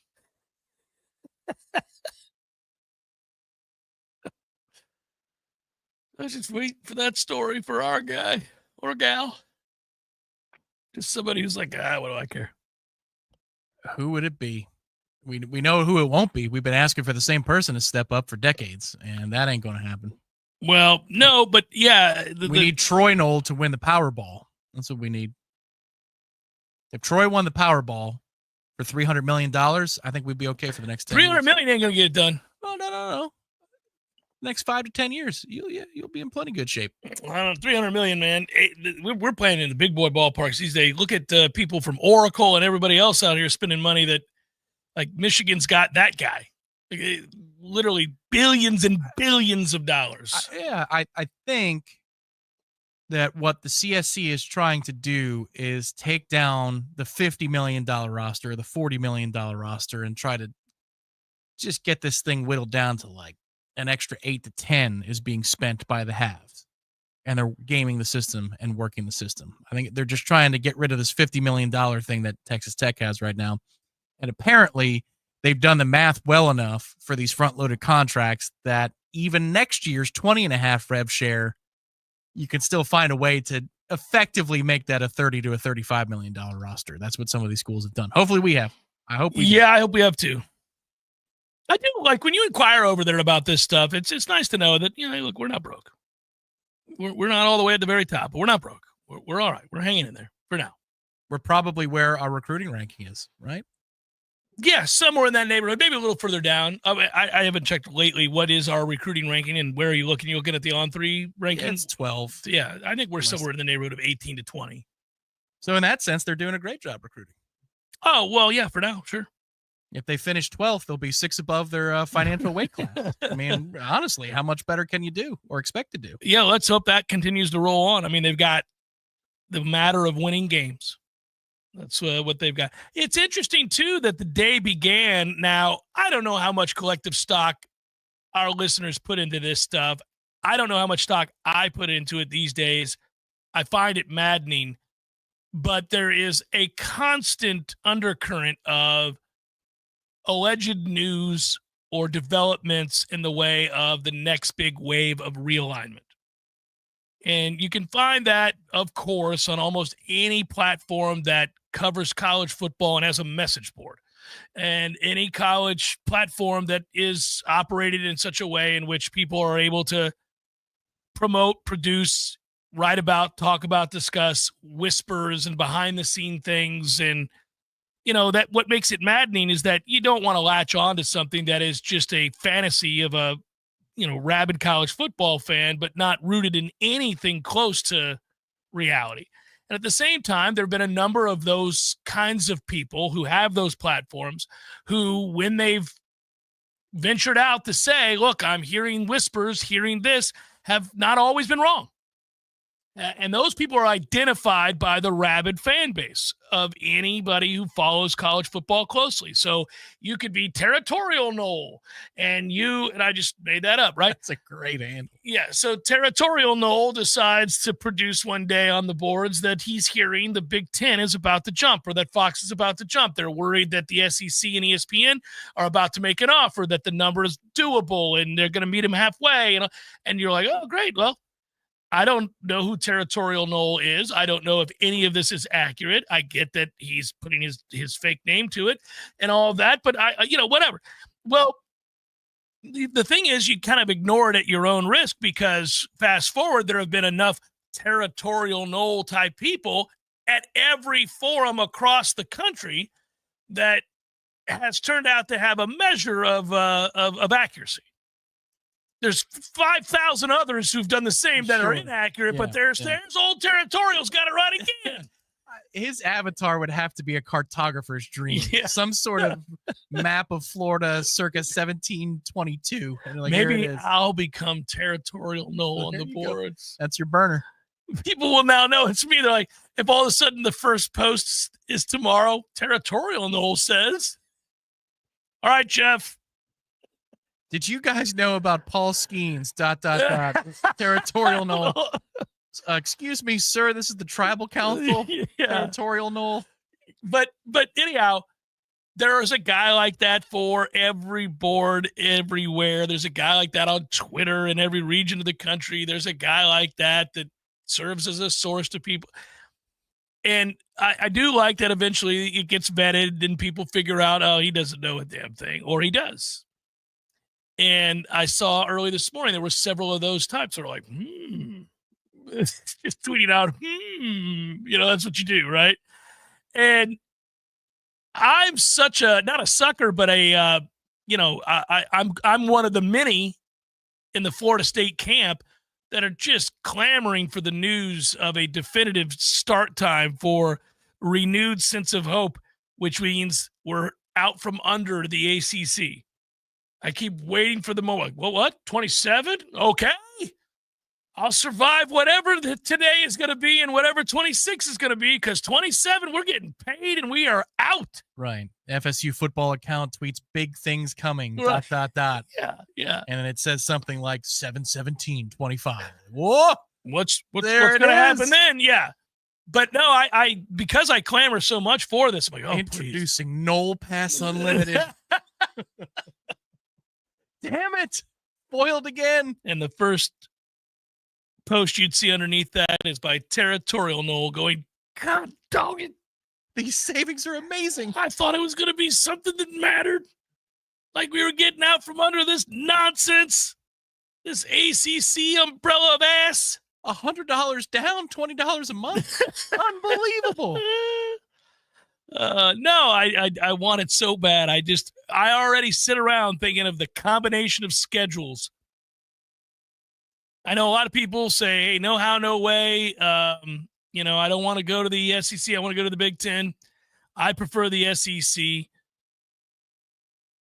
I especially love the rumors when it's like, oh, it's not going to matter. It's just a super league and these conferences won't matter. I will ask this question, though, and I've thought about this because plenty of people say that's inevitably where we're going, right? That inevitably we'll move towards a place where the Big Ten and the SEC are frequently cross-promoting, playing one another. They're in their own sandbox doing their thing, and as long as you're part of that, you're making the big money, the big television contracts, all of that. And then at some point, these leagues really won't matter. Just the Super League will matter, So you're mixed in with the likes of Ohio State and Michigan and Alabama and Tennessee and Florida State and Florida and Georgia, North Carolina. Just throw them all in there, and then we worry about scheduling that way. And that's fine. I think I only view Florida State, and I don't know how many people do this, but I've never worn an ACC championship shirt. I don't care about winning the ACC championship. In football, I don't care. Yeah, I'd rather win it than not win it, but I don't wear that shirt. I care about national titles. I guess in the new era of college football, if you make a playoff, I might have a shirt that, you were in the 2026 playoffs or the 2027 playoffs. Maybe I'd wear a playoff shirt. Yeah. 2 good helmets, for the game, for the matchup. Yeah, like you're hosting that game and they're selling shirts, and you're at Doak Campbell Stadium in December. And Michigan's here. Yeah, and you buy that's a that matchup, shirt. number 8 versus number 5 or whatever. Yeah, I would. Yes, I would. Yes, I'd wear that shirt. I bought 2012 ACC basketball championship. Basketball, yes, but that's before the Yeah. league became an also-ran league Yeah. in basketball. It was the preeminent league in basketball at that time. We're not a blue blood in that league, and that's a big FU to wear that shirt. That's a big middle finger to North Carolina and Duke and the rest of them who spend gobs and gobs and gobs of money and have elite facilities and no excuses. But beating those guys out is the biggest of big deals. But now, whereas the league that cares more about the league championship perhaps than they do the actual championship is the SEC. What would they do if we stripped the world of the SEC and it was just one big super league? You couldn't win the SEC championship as there was no SEC championship to win. You're just part of the 60 teams that play big boy football. Yeah. They would be devastated. Those hillbillies would weep. No, I think we need to create shirts right now that say SEC forever. I'm telling you, they would sell like hotcakes.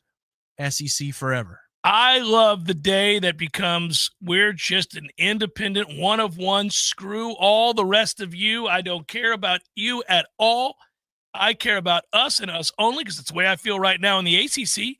I don't care when I'm watching NC State face anybody else, and let's say it's anyone. Yeah, well, let's say they're playing TCU.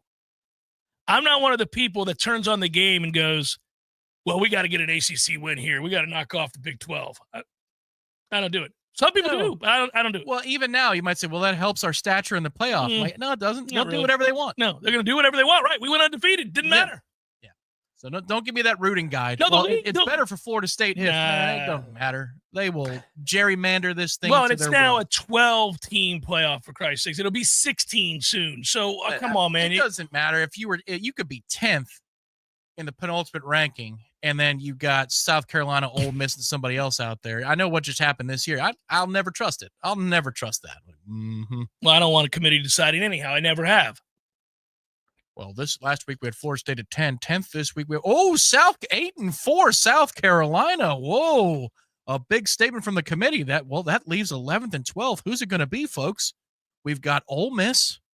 We've got who's it going to be? We've got LSU and Florida State. Who's going to be left out? Well, I can tell you. I'm going to hit the golf course right now. I know. I can tell you who exactly is going to be left out. Enjoy Cancun, buddy. Yeah. Above and Beyond Vacation Rentals, if you go to the website, Tom, why don't you go to the website and show everybody how easy this is? Besides, when you're at the website, it's just a beautiful shot of the incredible facilities and houses and cottages and condos. It's beautiful. Make it happen. Make it happen. Call them today. Summer is winding down. We're going to be in the throes of fall, and school will have returned. You and the missus need to get away. You and the kids need to get away. You and your buddies need to get together. 727-253-5995. 727-253-5995. If you go to aboveandbeyondvr.com, you'll see a beachside retreat, steps to Clearwater Beach, 5 stars. How many nights? That's a 4-night price, 600 bones. 4 nights for a grand total of $600. You're on the water. 22 steps to the beach. Clearwater Beach Cottage. Steps from the beach. 610. Did you type in JCS? I did not. Not yet. That'll save you 10% on that number. All of a sudden, 500 bones and you're chilling on the beach with access to a pool. Surf Shack tiny house, too, there on the Pinellas Trail with a heated pool. And the tiny ain't so tiny. I call it quaint. It's a beautiful thing. aboveandbeyondvr.com. Use the promo code JCS. No middleman fees because this is not VRBO. You're walking out there to that back porch. You're grilling out. you're having a couple cold ones, and then you're making your way to the beach, and you're doing it for 4 nights at 500 bones, forget about it. Why wouldn't you do it? AboveandBeyondVR.com.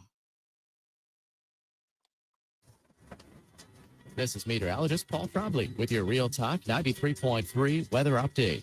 Thunderstorms likely this afternoon. Otherwise, cloudy skies with a few peaks of sun. Daytime highs approaching 94. Winds out of the southwest, 5 to 10 miles per hour. Chance for storms tonight, 75. Storms likely tomorrow. Highs level off around 94. Sunshine mixed with clouds at times. This report is brought to you by the Lawn Johns. For all your landscaping and lawn care needs, visit thelawnjohns.com. Currently, it's 94 degrees. On the front lines, fighting the insanity of the woke, it's Madden.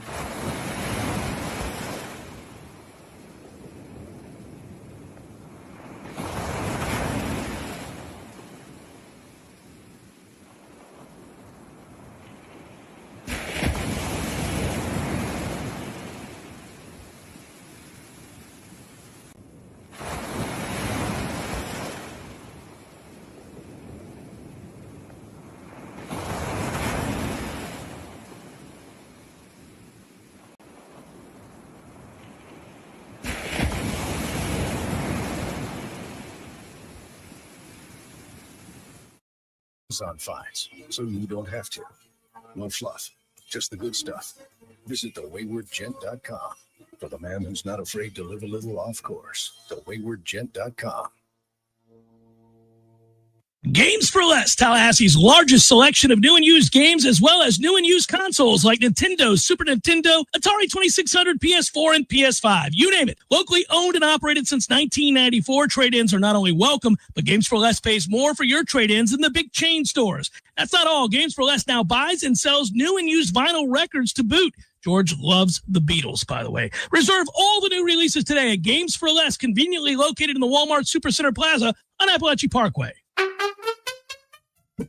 There he is. Haven't seen this guy since, what was it? Oh, shoot. U2 at the Sphere in Las Vegas, baby. Hey, how about that, man? Wasn't that fun? Good show. Good show. Everything about it. Nearly perfect. Nearly perfect. I had everything I could possibly want. I wanted one thing, couldn't find it, and I looked everywhere. No Cubans. What do you mean? There was Cubans. There was Cubans. No, I didn't see any Cubans. Dude, I'm sure there was Cubans there. I mean, you know. No. I walked around. There was a moment right before the show. I thought, got to find some Cubans. Nothing. Dude, there's Cubans. There was Cubans. I'm sure there was Cubans. In Las Vegas? In Las Vegas. No Cubans in Vegas. There's Cubans in Vegas, man. Eddie, there were no Cubans. Chef. The sandwich. There were no Cuban sandwiches. You're Cuban. Of course I know there were Cubans there. Oh, the sandwich. Yeah, no, there probably wasn't many there in Vegas. No Cubans. No, not yet. Florida, bringing the flavor and flair of Cuban food to Tallahassee since 1996. The Jeff Cameron Show is a production of the Warchant.com Multimedia Network. Check out Warchant.com today for the latest news inside Florida State athletics. That's Warchant.com. Now, back to Jeff on Real Talk 93.3. Second game of a doubleheader getting started for those of you that engage in such things. You know the rule on doubleheaders. Although this year it hasn't held up. There have been plenty of sweeps and doubleheaders, which ordinarily does not happen. Doesn't happen. I'm tempted to pull the trigger on your Mets now that you lost game one of the doubleheader. So am I. In a different way. It's just game one, man. I know. And you won the first game. We yesterday. did. I mean, we did. Manager's just had a rough week, and he doesn't usually have rough weeks. So you just have to grin and bear it. But I decided to share it with thousands of my friends right here. My frustrations. There it is. Happens. You know what will make you feel better? Better pitching decisions. 43 days until the start of college football. Okay, that'll do. You wake up next week, buddy. We're in the 30s. How big is that, man? Yeah, I guess we are. Mm-hmm. That's a little wild. It's cool. You start thinking, all right then. Okay, I love it. It's a weird game right off the bat, by the way. I know we've already done this, but the fact that we get I think it's that there's the USF game early, right? Isn't that that's the Boise State South Florida game on Thursday. That's the 23rd of August is the start of college football with Idaho State and UNLV, Iowa State and Kansas State over in Dublin at Viva Stadium. Gorgeous weather, I'm sure. I'll be jealous when I tune into that. Fresno State, Kansas, Sam Houston in Western Kentucky. Might miss that one. And Stanford and Hawaii at Hawaii. So a little 7:30 action, as Tom remembers, at the Clarence T.C. Ching Athletics Complex there in Honolulu. But that Thursday, huge slate of games, one of them being Boise State and USF. Don't mind if I do. Raymond James Stadium. Extremely weird uniform game. It is an extremely weird uniform game, and I like USF's coach quite a bit. I'm curious. I am curious to see what that's going to be. That same night, by the way, is our East Carolina NC State game, which you were excited about. But poor East Carolina have been butt sorry for some time now, and that used to not be the way. Yeah, but that could be one of those where it's tied at 17 in the third quarter going, wow, NC State really is in trouble. This is not good news for NC State. The Pirates have their number tonight. Wouldn't that be something? I don't think that's going to happen, Tom, but it would be something. By the way, an American today at Wimbledon did something. Anisimova took down the number 1 seed today. That sounds like it's the women's side? That is the women's side. Yeah, you're thinking, I don't know who the hell that dude is. Yeah, he took Sinner down? What? Looking to become the first American singles champion in London since Serena in 2016. God, American tennis has sucked for some time. Come on. Well, the women have been the one that have been holding it up. I know. I don't blame them. I'm just saying it's been since 2016. That's when Serena won last. That's the last American woman to hold the title in London. Goodness gracious. So Sabalenka gets knocked off. I am watching the tennis. I'm tuning in. All right, let's see. I'm looking at Wimbledon men's champions by year. I would imagine that Roddick is the most previous American male to win Wimbledon. Has to be, right? When didn't he win the U.S. Open? Let's see. Oh, Roddick never won. No, he never won Wimbledon. He only won one major. It was the U.S. Open, and that was the only time he won anything. He lost that heartbreaker to Federer in 2009, which was one of the classic Sundays ever. A great match, yes. So the last American to win was Pete Sampras in 2000. Oh, my God. I was just about to say, I knew Roddick was the hope for a long time, and he got to the finals a couple times, but he only won the U.S. Open. So we have not, there's been no. The second most recent American, different American, right, to win Wimbledon was Agassi in 92. That'll hurt your feelings. Now, Sampras did own the 90s like our football program. He sure did. But Agassi, yes, the last two Americans to win Wimbledon, the men's side, are Sampras and Agassi. Oh, my Lord. Yeah, we got to do better, guys. We have got to do better. And a man from America is not going to win Wimbledon this year, so the streak will continue, sir. The third most recent you're going down a rabbit hole now. Is your hero, McEnroe in 84. I watched it. I was 13 years old. That was his fourth in 5 years. Yeah, no, he was really good at tennis. It was fun to watch. And there was a time, sir, where you got up on the 4th of July or that weekend thereabouts and you knew the deal. It was like Wimbledon time. It's in the golf while we're rounding out the hour. And don't worry, I won't spend time on it. But Echeverria leads there at the Scottish Open. Good field, though. God, every time I look up, old Sepp Straka finds himself in the running. Sepp is having a year. Any of our Knowles doing anything today? Pseudo-Knoll Ludwig Ebert is not a Knoll, but lived in Tallahassee for a time, is tied for 14th. Tied with Scotty Scheffler for 14th, who's not out there kicking ass. So there you go. We had a couple Knowles I thought out there. It didn't happen, buddy. Yeah, the Burger and who else was out there? Well, I know Daniel Clanton made it out. Yes, he did. Daniel's 2 under and on the course, and so Oh no, he finished with a 68. This is the best time though. Like they're wrapping up. The final players should be coming in now if they're not already done. The British does go for 12 hours. It's unbelievable because of the amount of light that's out there. You and I are going to do the thing that we always do, which is get up at 4 or whatever when they tee it up, and then make some eggs and get after watching. I'll be in Orlando. I'll be at a cafeteria at the hotel I'm staying at as soon as it's open. I'll have been up for an hour and a half. It is glorious. And if you're one of these people like I am that doesn't sleep all that well anyhow, then you know, your eyes open at like 3:50. Why am I awake? The British is starting. You just hop up. I love those moments because most of the time I don't know what to do with myself. I'm like, oh, it's 3:50 in the morning. I'm wide awake. Can't go walk in the neighborhood. That's weird. Well, the key that's weird is right. Like, there's a dude out there walking at 3:50. Is he nude? What's happening? Yeah, they get a little nervous. Yeah, so when you have something to run out to, okay. The key is I found they really don't run hardly any commercials or very few from about 3 in the morning to 5 because it'll start as early as 2, I think, on Golf Channel. So if you wake up around 4:30 to 5, you can motor through all of that first few hours worth of coverage, which these are a bunch of guys you never heard of anyway. And you can be caught up in live by about 6:15, and then you're caught up. But what I've learned is take those couple hours. I used to wake up at 4 and do this thing, like 3:45 and be ready to go 4 a.m. You can DVR your way through about an hour and a half of fluff if you start at 4:30 or 5 in the morning. Strikeadocious. Great name. It's funny how trend-setting Florida State used to be. On only game on Labor Day, there was that stretch there where we were a lot. I'm just going to say this. I don't like it. It's funny.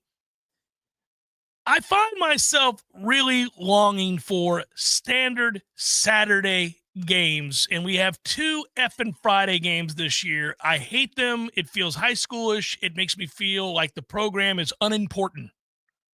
I know why it happens, but playing Friday night in Charlottesville, Virginia feels small. I'm not belittling Virginia. It just feels small. Playing at 10:30 at night makes me feel kind of small.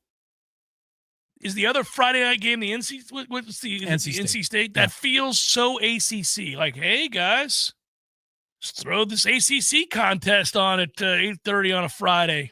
What do we care? It's the ACC. You're like, Yeah, versus Thursday. Like Thursday would feel better.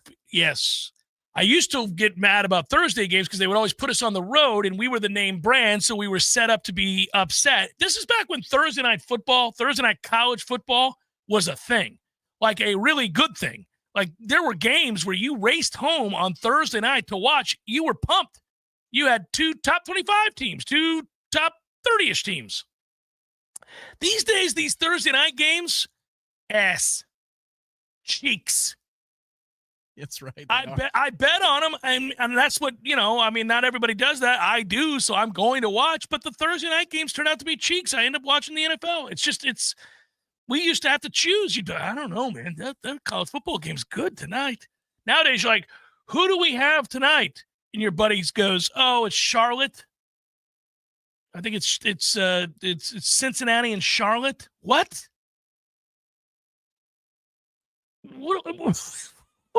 It's never a good game. The number's 31.5. So you really, it's interesting, because you could play. I think you should give the 31.5, but I would check and see if Charlotte's quarterback is healthy. And if he goes through warmups, then that number actually might be pretty interesting. But yeah, that's the stakes that you're working with. It drives me nuts. That was not the case. Most of us remember the days where there were big-time college football games on a Thursday night. You could be like, oh, well, look, UCF is taking on, whomever, somebody decent. There'd be 3 or 4 games a year. Yeah. 3 or 4. We had the Nerds Party with Stanford, Oregon. That was huge. We were a big part of many. But the Pac-12 did play on Thursdays an awful lot. Back in the day, we always did. I hated that. They'd put us on the road against Louisville. They'd put us on the road against NC State. You're like, okay, here comes the upsets. Yeah, the North Carolina game. Yep. That was thankfully our finest hour because we came back in the come back and the long play from old school. Yeah, that was really frustrating. And I don't know how we lost track of it. I think somewhere along the way, just one day I remember waking up and thinking, when was the last time we had a good matchup on a Thursday night? It doesn't exist anymore. But the point I was making is that I want to be good enough where we're desirous for a normal spot in college football on a Saturday. You play at noon, 3:30, or 7 or 6 or whatever. Like, let's go. Let's stop this random ass. You're playing on a Monday in another country, followed by a Thursday somewhere else, and then a Wednesday and a Tuesday the following week on the CW. We're just a bunch of slappies. They'll throw Florida State on. They're still a name. They're not any good, but they're a name, so just put them on the Wednesday game. I hate it. I'm okay with the Fridays. I like it. It's the worst. It ruins Friday. Well, you've got a son playing high school football. I do. Yeah. And also Friday is for high school football, not real big-time college football programs. Well, Thursday was for college football, and the NFL said screw you, and that was the end of that. The NFL frequently says screw you, and that was the end of that for everybody. I get it, but, I mean, college football should well, I know they don't want to rival. The real war on Christmas was what the NFL did to the NBA. They said, you value this day. You love this day. We shall take it. Value this day. Not as much as you do, but we will get better ratings than you do. So Netflix it is. We're going to put on 3 games, and one of them will be on the NFL network. One of them will be on the Netflix deal that we've signed, and then the third will be on Amazon. Good luck, everybody. Make sure to remember to cancel those free trials. Our Rocket, whatever they're called. Yeah, that's right. I did it. NFL, look out. They're going to get you. I finally did it. I went through. I put it all in there. Rocket came back and was like, good God, Cameron, get it together. You're paying for things you haven't used in years. Final hour forthcoming. Stay with us. Jeff Cameron Show, 93.3 Real Talk Radio, Warchant TV.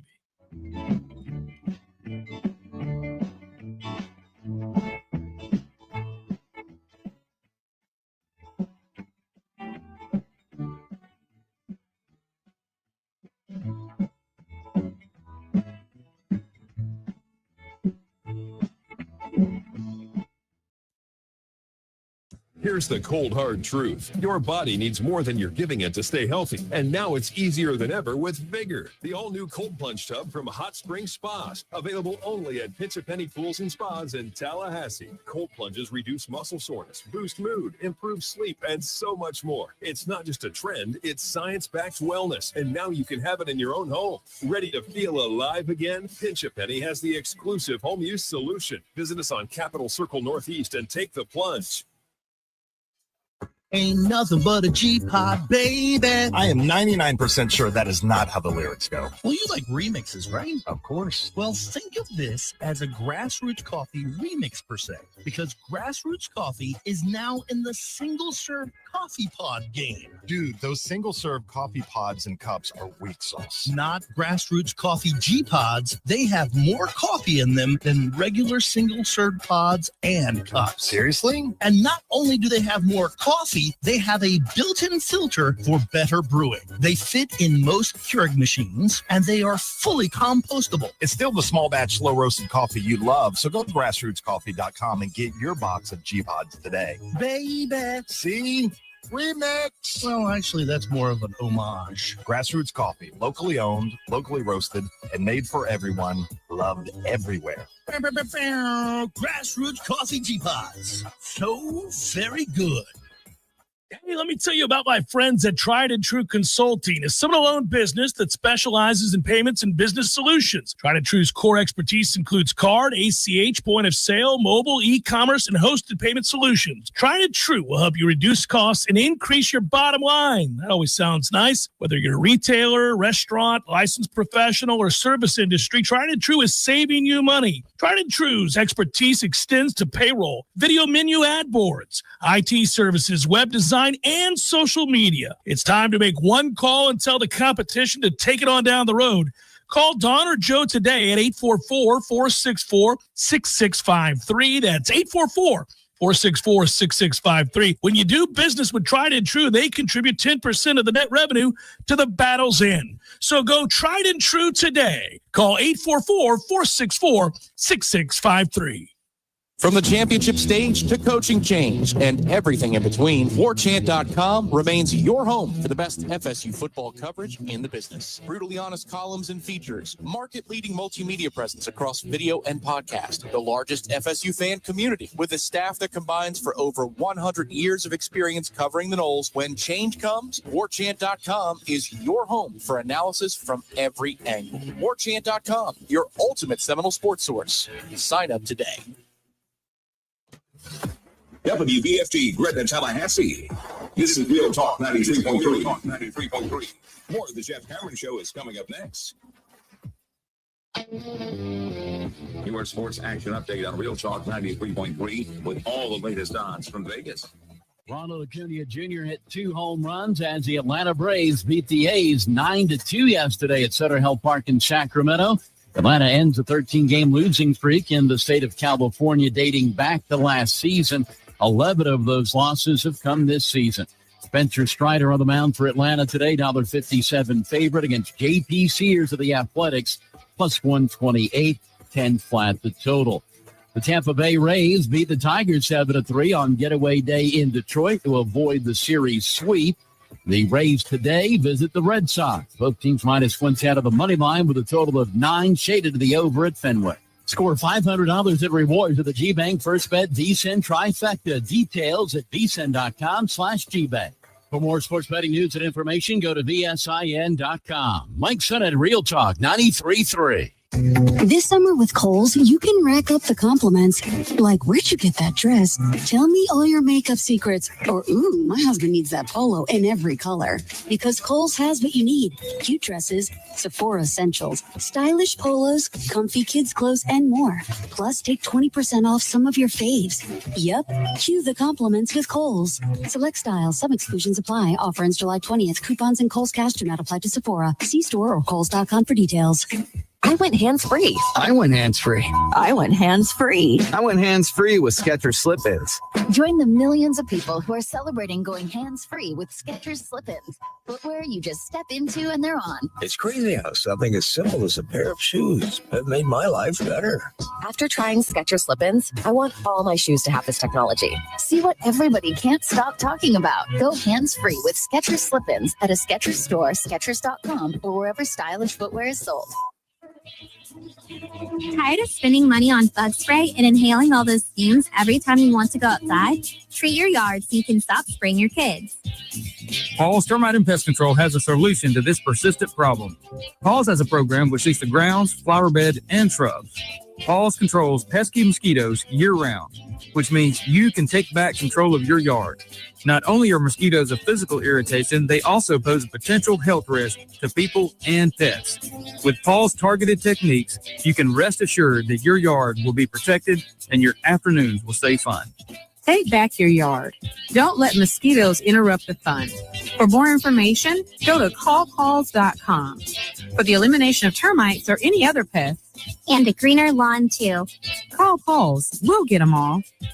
Pauls can help eliminate fire ants from your lawn, too. We'll help you take your yard back. Some men follow the crowd.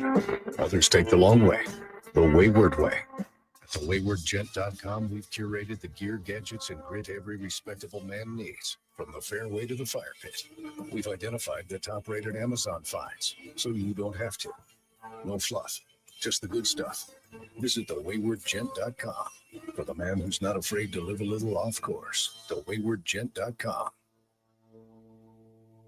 Did you know power surges can put your heating and air conditioning system at risk? E&B offers protection for your HVAC, preventing damage from surges, overvoltage spikes, and other stresses. Call E&B Heating and Air today and ask about power protection for your equipment before it's too late.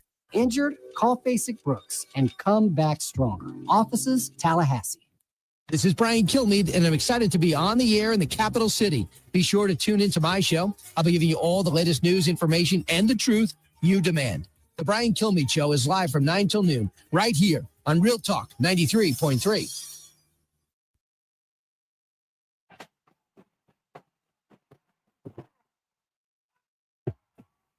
Broadcasting live from Florida's capital city, this is the Jeff Cameron Show, brought to you by Orange Theory Fitness on Real Talk 93.3. Now, stop what you're doing and listen closely. It's time for the Jeff Cameron Show in 5, 4, 3, 2, 1.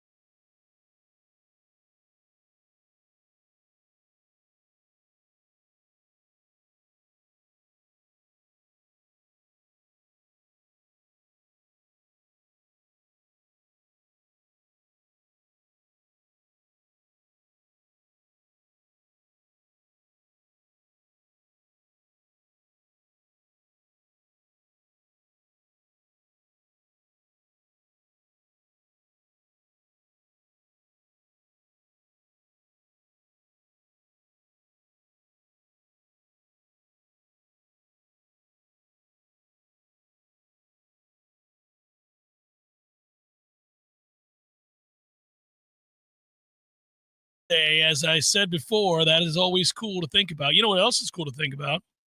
Very quickly, there will be football played July 31st. Today is the 10th, so 21 days and you're watching football. That's a better way of looking at it. It doesn't count. It's the stupid Hall of Fame game between the Detroit Lions and the Los Angeles Chargers. It'll be played on the 31st of July in famed Tom Benson Hall of Fame Stadium. I love doing that. Old Tom Benson. Yeah. Did you see that my man Frank Layden died? He did. And he was 93. You don't know who he is, do you? Mm-mm. Yeah. I try to be respectful, but since you asked. Well, I get that you wouldn't. You're a younger lad. He was a rotund coach for the Utah Jazz when they first moved to Utah. And he was, 340 pounds. He was a monster. Big, fat ass and funny. Funny. And he, helped lead Utah into an area. It helped that they drafted Karl Malone and John Stockton. And Utah went from insignificant to a perennial power. He later became a GM. Anyhow, I had no idea Frank Layden was still alive, to be honest with you. But he passed away at the age of 93. Just made me sad. He used to be in the bloopers videos on, how the NFL and baseball would send out bloopers videos. The NBA did too. And he was funny. And he would wear these suits and he was gigantic. Everybody else was like dressed to the nines, looking sharp as hell, dignified. And Pat Riley, slick back hair. There's old Frank Layden, glasses, slovenly walking around the sidelines. Hilarious. And he would make fun of himself. It was great. Rest in peace, Frank Layden. Go back and look up Frank Layden. You'll laugh. You're like, well, that is different. You don't see that. You're used to seeing NBA coaches look sharp, look really like spiffy. Well, I don't know. Certainly not all of them. He's wearing jackets and ties. Oh, no, he dressed. It's just that the game would get going and he would get emotive, and then all of a sudden the shirt would be out, and you coupled it with the weight, and you're just like, oh, Frank, come on, buddy. He was sweating. So they ranked the 2025 hot seat rankings on CBS Sports the other day. I didn't. Are you looking it up? Are you laughing? Yeah, he looks like Barney Frank. Yeah, he's great. The old guy, Franny Mae, Freddie Mac. Oh, he's great. I respected him greatly. He was funny. And they had the hot seat rankings. And they went through, and, I was kind of curious as to where Mike Norvell would be. And he's not high on the list. I would think that wondering after this year, we'll know a lot. It's your.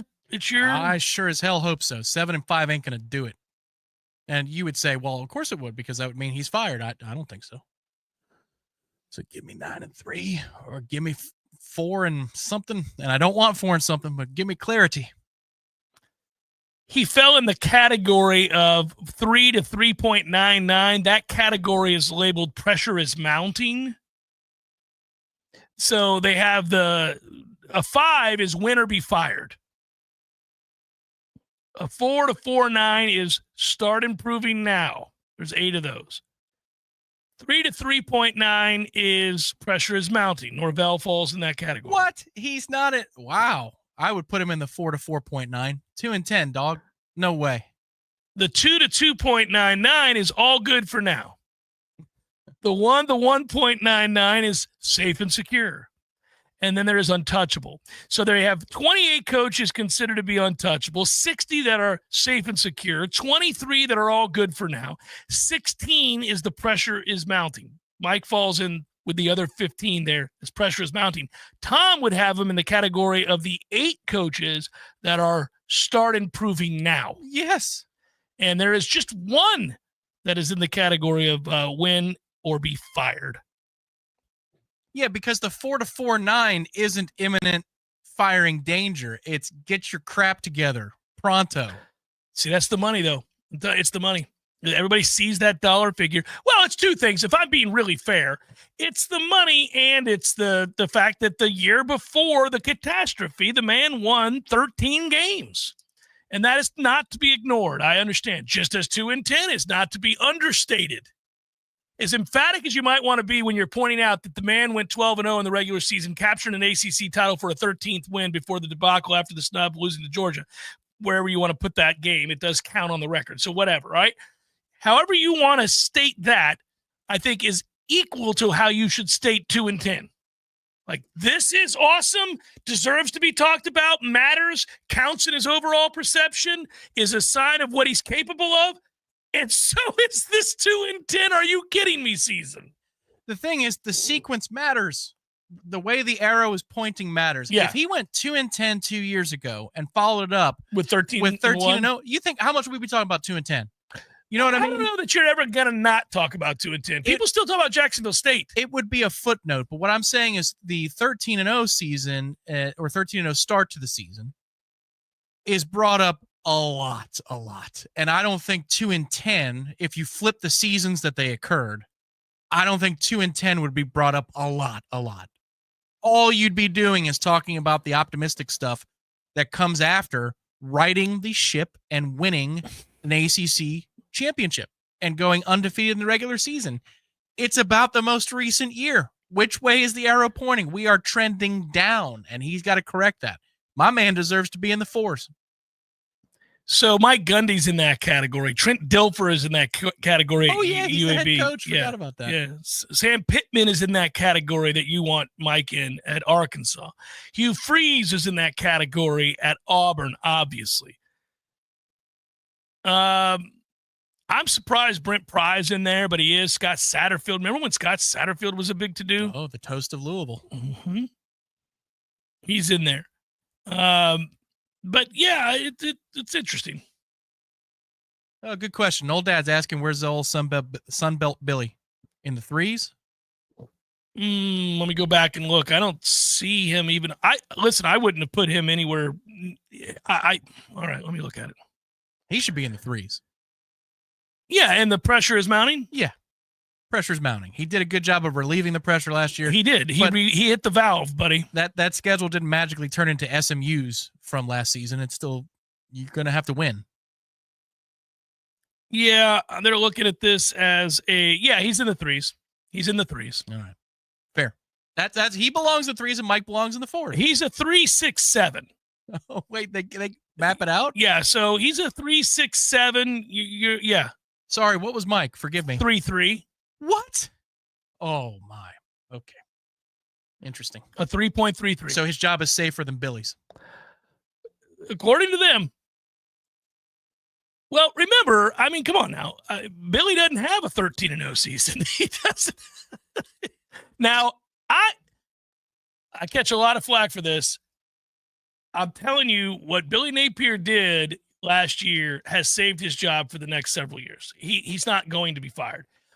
He's got a legitimate potential superstar at quarterback, certainly a quarterback whose arrow is trending upwards big time. He's a very good player. And all I say to people who question me on this, now Florida fans might get mad about it. I don't know. I don't worry myself about that. But when I defend Billy Napier, I say, A, you certainly handed the man a ridiculous schedule and said, save your job. if I'm a Florida fan, the only thing I'm really mad about last year is look, did we really need to keep Roland Mertz out there? For starters, it's a good. He saved his job because Mertz got hurt and Lagway came in, and there was hope. All of a sudden, they saw a real quarterback with a real chance to succeed. Yeah, he's got 2 years to get it right. He's got Lagway's career because if they lose, career. That's right. They're probably going to lose 4 games. They might not, but they're probably going to lose 4 more games again this year, which means that Lagway's NFL money year, his junior season, 2026, is Napier's swan song. Smoke or get smoked. You've got this kid. It'll never get better for you than this moment. But that's safer than I think where Mike's at. I think because Mike doesn't have Lagway. He's got Tommy, and he's got Tommy for the fall. Wholeheartedly agreed. I think Mike is in a bit more trouble than Napier. You find Florida fans that are like, nope, want Napier out of here. We haven't shown enough growth. That's great. He really turned it around late last year. We still went 7-5. My retort is, look at your schedule. It's absurd.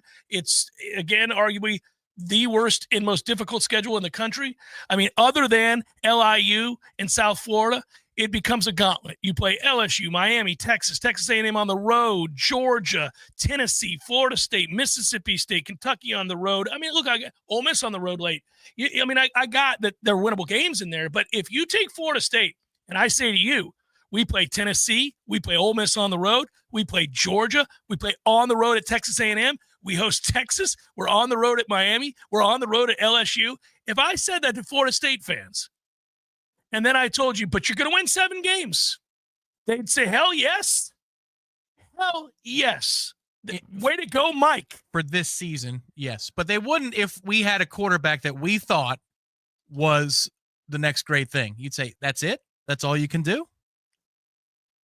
Yeah, I mean, I'm not putting Lagway in the category of Winston, for example. I think Lagway's a good quarterback, and he's trending upwards. I don't know if his greatest upside is that of the creme de la creme in college football. Last year, I agree, because it's Mertz or a true freshman version of a stud that you think you have. Mm-hmm. That's fair. But okay, now I'm seeing all these stats. I'm hearing all this talk about how great DJ Lagway is. All right, well, quarterback matters the most. It's not like they've been awful on the trail. They have been great, but they have not been awful. No, not at all. And you have the most important position. So you need to win 8 this year or 9. If you told me, if I was a Florida fan for this season and you said you're going to win 7 games, I go, well, screw you. I hope Lagway got hurt because otherwise that's not acceptable. We're Florida is what I would say. Yeah, but you're not going to fire him for 7 with that schedule? No, you give him as long as Lagway is a part of the program. And if they lost 9 games over the next 2 years with Lagway, you're gone. But right now, he's safer than I think than Mike is. Yeah, I think so. It is fascinating. It's kind of a weird debate. I mean, obviously, Miami looks like to be the safest job in the state. I mean, Cristobal is safer than both Billy Napier and safer than Mike Norvell. And Cristobal is the one that makes the biggest bonehead mistakes of any of them on game day. I mean, he's the guy that costs them games with his decisions.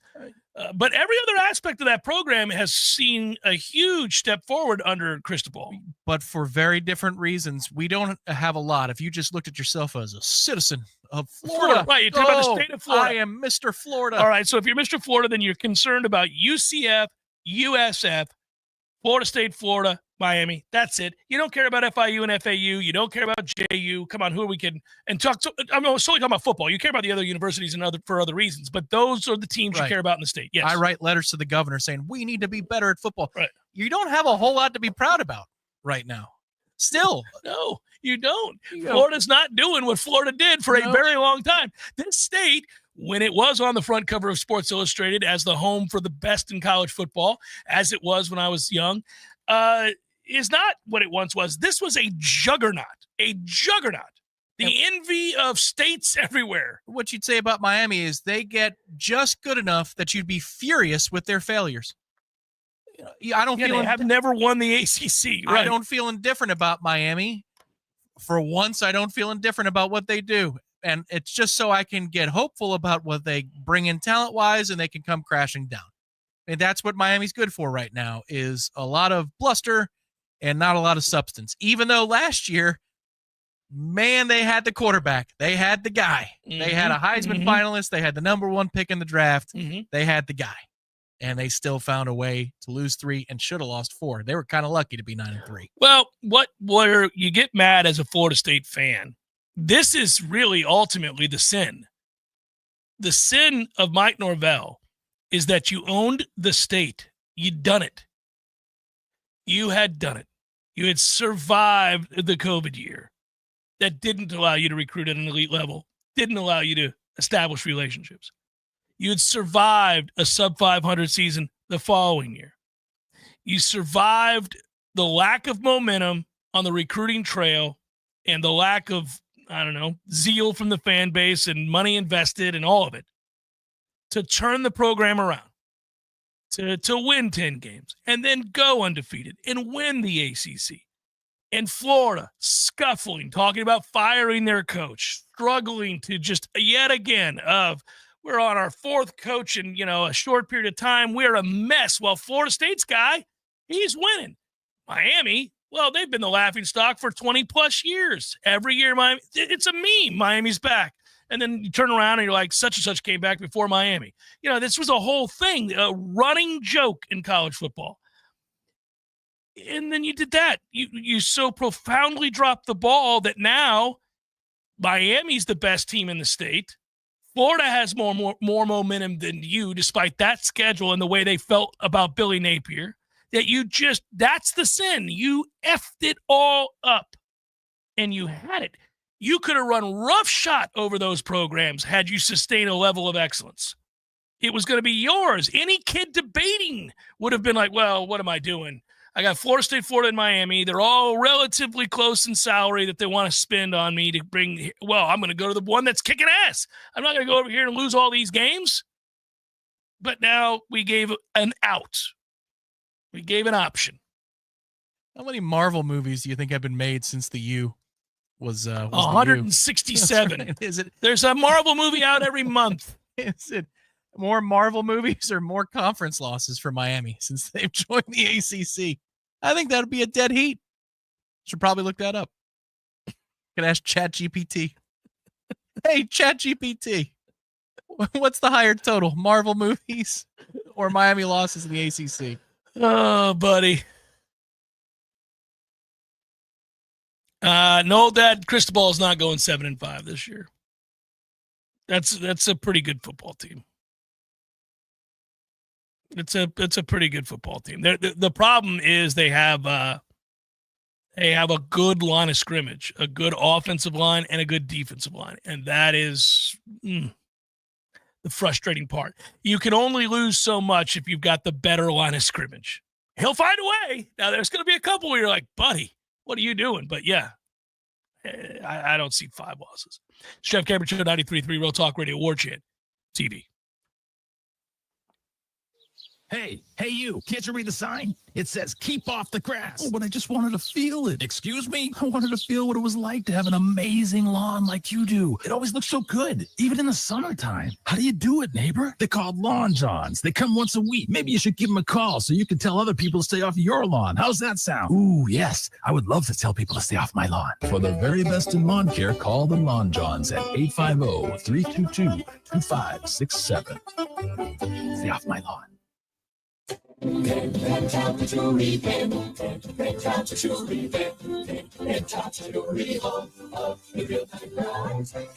if you heard this now, the Talco Jewelry is the best in town. The rings, diamonds, earrings, bracelets, and more. And Talco Jewelry.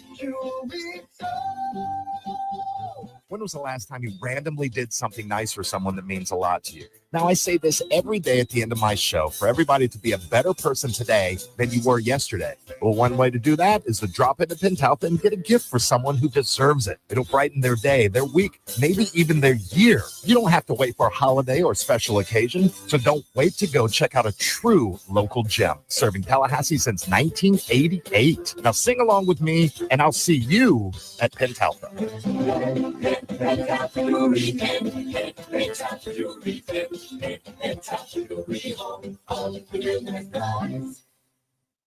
Hey everybody, this is Shannon Young with Cross Country Mortgage. Been in the industry now for 22 years. I just made the move over to the nation's largest retail lender, Cross Country Mortgage, here to serve you in 7 states, including Florida, Georgia, Alabama, the Carolinas, Tennessee, and the state of Texas. Here to offer better service, better rates, and if you were thinking about buying or if you've been on the fence and been waiting to call me, now is the time. You can still find me at loansforknowles.com.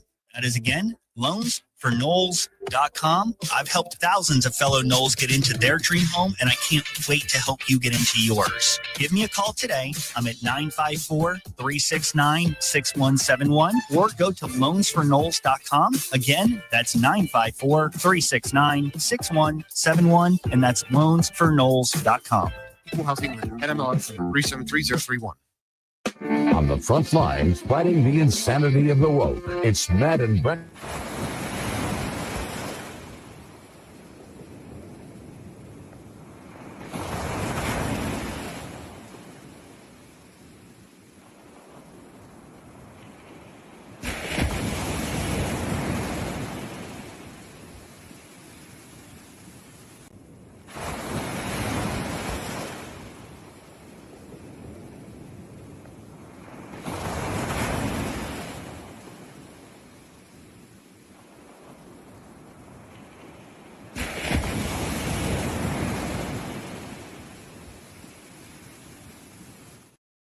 IT pros, great opportunities, and a rewarding lifestyle while protecting our people, liberty, and treasured institutions from cyber threats. Deploy your career in IT today at mycomputercareer.edu/CWP, an elite CompTIA certification partner. VA education benefits are available to those who qualify. I'm Ed Evans, CEO of Consumer Cellular. No, we're not one of the big guys. Truth is, we don't want to be. If you're over 50, Big Wireless probably has you paying for more data than you might need. You could be throwing away thousands over a lifetime. We're not here to be the biggest. We're here to bring you something we believe is better. Our plans start at just $20. You'll get the same fast nationwide coverage without the big wireless bill. Call 1-888-FREEDOM or visit consumercellular.com/facts. Plans include $5 credit for auto pay and e-billing. See site for additional facts. The Jeff Cameron Show is a production of the Warchant.com Multimedia Network. Check out Warchant.com today for the latest news inside Florida State athletics. That's Warchant.com. Now, back to Jeff on Real Talk 93.3. I often forget to do this and reset, go back and talk about some of the things we've mentioned so far in the show. For those that joined late, I don't want you to think that I did not acknowledge and make note of a tragic passing within the Florida State community. I did at the outset of the show. Very sad news. Former Florida State basketball player Ryan Reed passing away suddenly from a heart attack. It's a tragic event, and our heart goes out to him and his family, to those that he loved and loved him. It's tough. I feel really bad. You know, Leonard has had and that staff, the folks over there in the basketball office, they had a rough go. There've been too many tragedies, and that story was shocking and very, very, very, very sad. So, a lot of people didn't know that after Ryan Reed got done playing here, he was drafted by the Oklahoma Thunder in the second round. And I remember being kind of surprised by that, if you recall, because he really didn't portend of a scorer of any kind in that league. He wasn't much of a scorer in college. I think he averaged just over 6 points a game, but he was rugged and defensive minded and tough and strong and played great defense. And I always admired his game. He went on to play professional basketball internationally, played in France, played in Canada, played in Puerto Rico, played in Japan, made a living playing basketball, chasing a dream, which is great. But he was also, by the way, there this past spring with family members, along with a lot of other players that came to town for Ham's final home game as a head coach. So, again, my thoughts are with the family and friends of Ryan Reed. Also, my thoughts are with Leonard Hamilton, who I know will no doubt take this very, very hard. So, sad news there. We did talk about that. We also talked about the fact that Florida State announced who they are. Well, I don't know if they officially announced it, but did they announce it? Yeah. I knew about it early this morning because we got the email from the ACC saying, here are the players that are coming for every team. And it was at that moment as I perused my email, like, oh, okay, so we have an idea who's going. Florida State sending 4. no surprises, really. Tommy Castellanos will go. I imagine a little media coaching before he gets to Charlotte about what to say and what not to say. Go easy, Tommy. Defensive lineman Darrell Jackson, interested to hear what he has to say. He's a key player in the success of Florida State's defense this year. It's a key season for him as an individual. Obviously, this is the money year. Big Darrell Jackson has got to find a way to get the most out of what is a very impressive NFL body. I mean, this is a giant man, and we've been waiting. Let's just put it that way. We've been waiting. You go all the way back. You think about Darrell Jackson now. He committed to Maryland originally. He ends up at Miami. Then he ends up here. Then there's a sit-out-a-year clause. He can't play. What was the reason he couldn't play? Oh, Lord. Was multiple transfers. Was it something along those lines? It was multiple transfers. And, initially he was going to be okay because he was here to tend to his mother and be close to his mother. Right. I knew there was, yes. Okay. Yeah. But it was from Maryland to Miami and Miami. Because he's from Havana. Right. But then, Havana. And then that December, they said, well, you could have unlimited transfers. So like, oh, nice. Right after the season's over. Yeah, Great. screwed us, yeah. But then, this is a kid who, frankly, I gave him a lot of credit for something.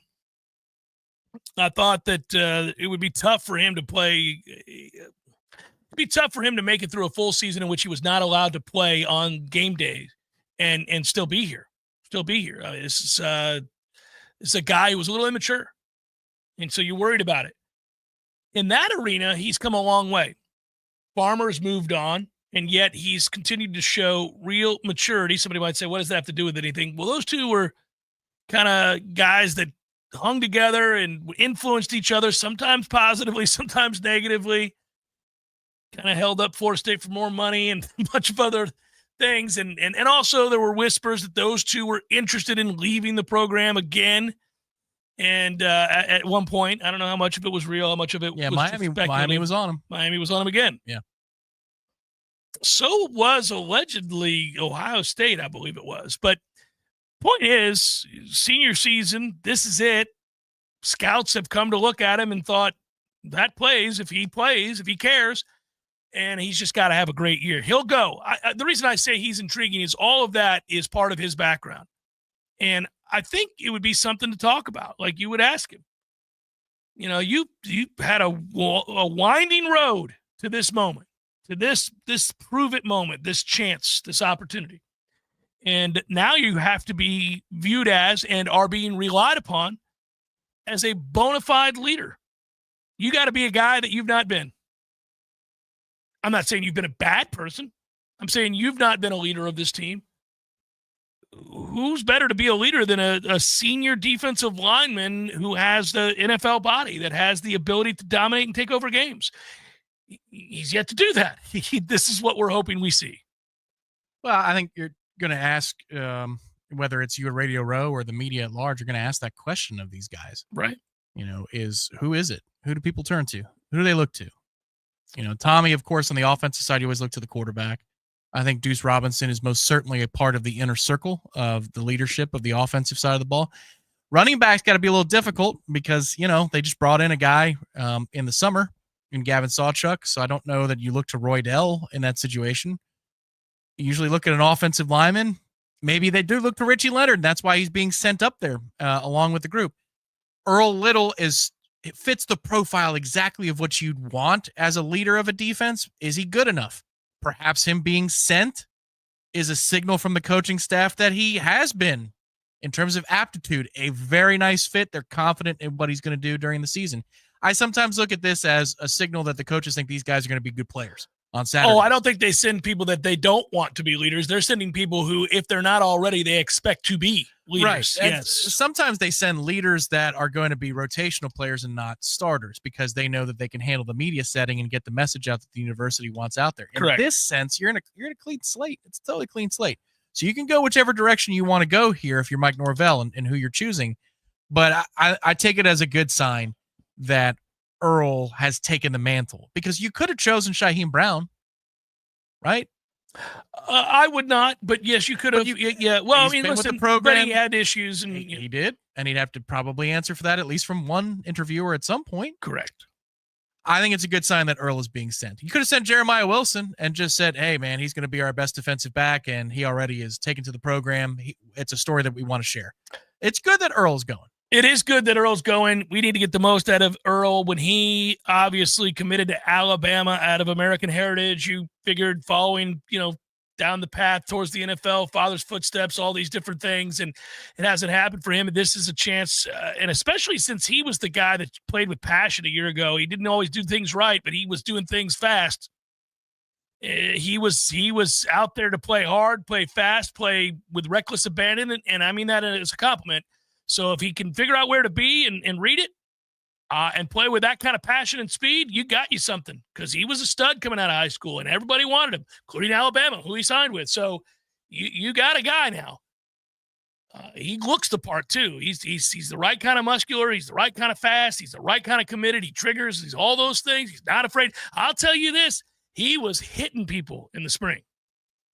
I mean, he's the guy that came in borderline late on a couple of plays that I was at and went, that's what I'm talking about. I want to see somebody pop up and fight him because they're mad that he's hitting right up against the whistle.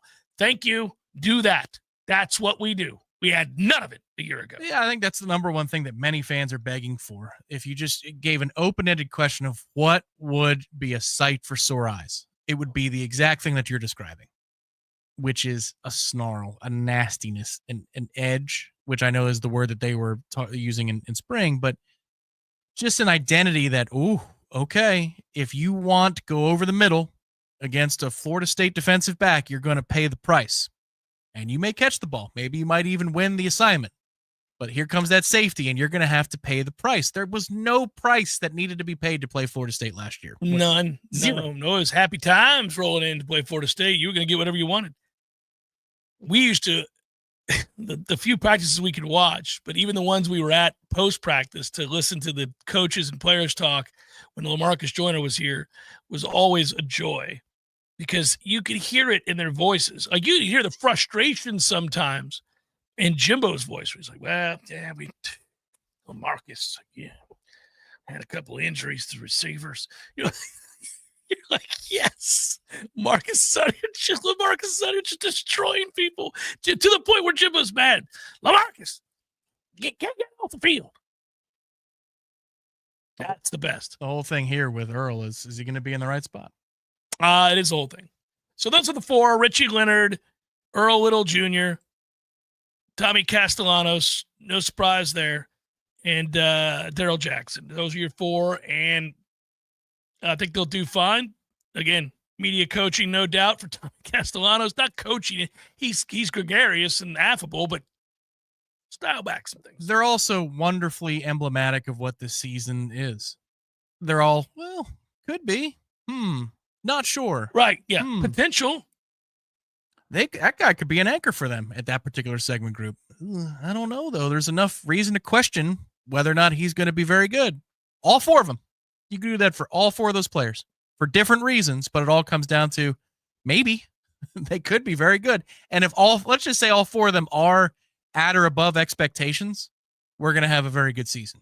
If all four, because now you got one of the safety positions on lock, which would be wonderful. You know what's really weird? I don't know if you've ever noticed this. Can you remember, because you've been multiple times, can you remember what the Hilton Uptown smells like? I can. The second I think about the ACC kickoff. I've never been to that hotel. They just changed it. So that one. It was, we were at the W for many years. This one, I don't know why it resonates with me. I know that smell instantly. Like if saying it out loud, it happens. I can smell it. It's not a bad smell. It's not like you're like, oh God, no. It's a nice smell, but it smells like football is starting to me. It's always one of those things where it's like, okay, this is that. It's a fragrance that I recognize as the start of something big. It's weird. I've never been to that place, so I wonder what that is. Force yourself to smell it, Tom. I don't try.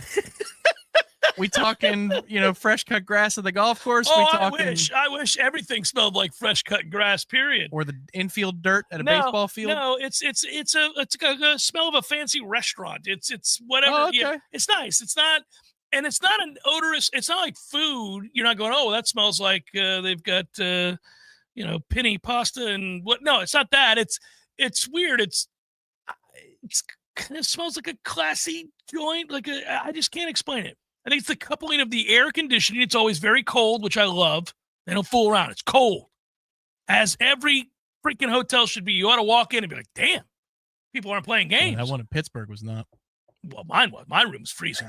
You suffered consequences of not complaining, as you should have. But mine was freezing. It was out of control cold. I was living how cold it was, Tommy. We had the opposite. Hey, they took my cold. They gave it to my room. They're like, get you some. There you go. You were treated the way the Mets were. That's right. That is so true. That is so true. In that sense, maybe, it'll always stick with you. The Tallahassee radio roast station should be like, oh man, strewn with garbage. You should have an invoice on the table waiting on you when you arrive. The North Carolina one's all set up, and it's got, oh my goodness, it's got a butler and everything. Like, oh, thank you for being here. Tobacco Road Radio. Last year, Jim Phillips handed Corey half a sandwich. What? Yeah. It was the weirdest thing. He went up to get food, and we were downstairs, and he came back. He was like, Jim Phillips just gave me half of his sandwich. It's like, that seems so indicative of the kind of conference this is. Oh, I didn't mean to take this here. Much. You eat it. Would you ham? Were you looking for ham? Here you go. I end up drinking too much coffee when I'm at these events because it's all you can pour, baby. And it's cold there, and you're like, yeah, let's fill her up again. I'm on the 9th cup of coffee. My left hand's jittering as I talk to people. I've had way too much middle of the afternoon coffee. It happens every time. Jeff Cameron Show 93.3 Real Talk Radio, Warchant TV. Paul's Termite and Pest Control Tallahassee Weather Report. More summer heat and humidity with a chance of pop-up showers and storms. A typical July, highs in the lower to mid-90s with heat index or feels like temperatures in the 100s. Make sure to stay hydrated. Tonight, a 20% chance of showers and storms early, mostly cloudy, low of 75. Thursday, mostly sunny, 70% chance of showers and storms, high of 93. Friday, mostly sunny, 60% chance of showers and storms, high of 93. From Real Talk 93.3, this is Danielle Kelly. For the elimination of termites, pests, and for a greener lawn too, call Paul's. They'll get them all. I'm Michael Garrison, third generation here at Metal Roofing Sales of Tallahassee. It's a common misunderstanding that a metal roof is more expensive than a traditional shingle roof. At Metal Roofing Sales of Tallahassee, we'll show you how affordable it really can be. A metal roof far exceeds the durability and lifespan of a shingle roof, saving you thousands of dollars over time. Not only do we have the technology to fabricate and produce the best materials, we have the most experienced contractors to install your roof as well. And we will match or beat any other price in tile. Find us online at metalroofingsales.net. You can trust the 3 generations of service under one roof. The 2025 hurricane season is here. Are your gutters and drains up for the challenge? If not, now's the time to call New Vision Gutters. Your trusted local team that keeps water out, no matter what the skies throw at you. Full service from top to bottom for gutter repairs, gutter installs, leaf and debris guards, drainage fixes. We handle it all. Don't wait for the next big storm to find out you've got a problem. Call locally owned New Vision Gutters today. We keep our minds in the gutters, so you don't have to. Online at newvisiongutters.com. Siri, tell me a joke. How many apples grow on an apple tree? All of them. All jokes aside, the trained professionals at Mac & More Systems are serious about Apple products. For all your Mac repairs, call Mac & More Systems at 894-3622. 894-3622. Pinch A Penny Pools has 12,000 square feet of hot tubs, over 20,000 gallons of tub capacity to choose from. That's 4,620,000 cubic inches of hot tubs. But if you don't want to take my word for it, check them out yourself. Pinch A Penny Pools and Spas, locally owned, and the easiest way to find relaxation at home. Why'd I go to the doctor? One day at the firehouse, I was so lightheaded I could barely stand. Even my crew noticed. Getting checked out was the right call. Turns out I have atrial fibrillation, which increases the risk of stroke about 5 times. Symptoms like irregular heartbeat, heart racing, chest pain, shortness of breath, fatigue, or lightheadedness can come and go. But if it's AFib, the risk of stroke remains. If you have symptoms, contact a doctor. I'm so glad I did. Visit NoTimeToWait.com. Sponsored by Bristol Myers Squibb and Pfizer. Hey, Tinsley, why don't we use EasyCater to order food for staff lunches? Because my 46-page acronym system is so easy. I just have to salad, stay alert to late arriving deliveries, pie, put in expenses, and Google Pie. Go out and get everyone's preferences and allergy information. That's supposed to be simple? No, simple is Stephen, Irma, and Margie prefer lasagna and empanadas. OMG. No need to make work life more complicated. Just use EasyCater, the easy way to get food for work. The Jeff Cameron Show is a production of the Warchant.com Multimedia Network. Check out Warchant.com today for the latest news inside Florida State athletics. That's Warchant.com. Now, back to Jeff on Real Talk 93.3. Maybe one day in the not too distant future. Not that we've been half bad. We haven't. We've been pretty good lately. It's relative, I know.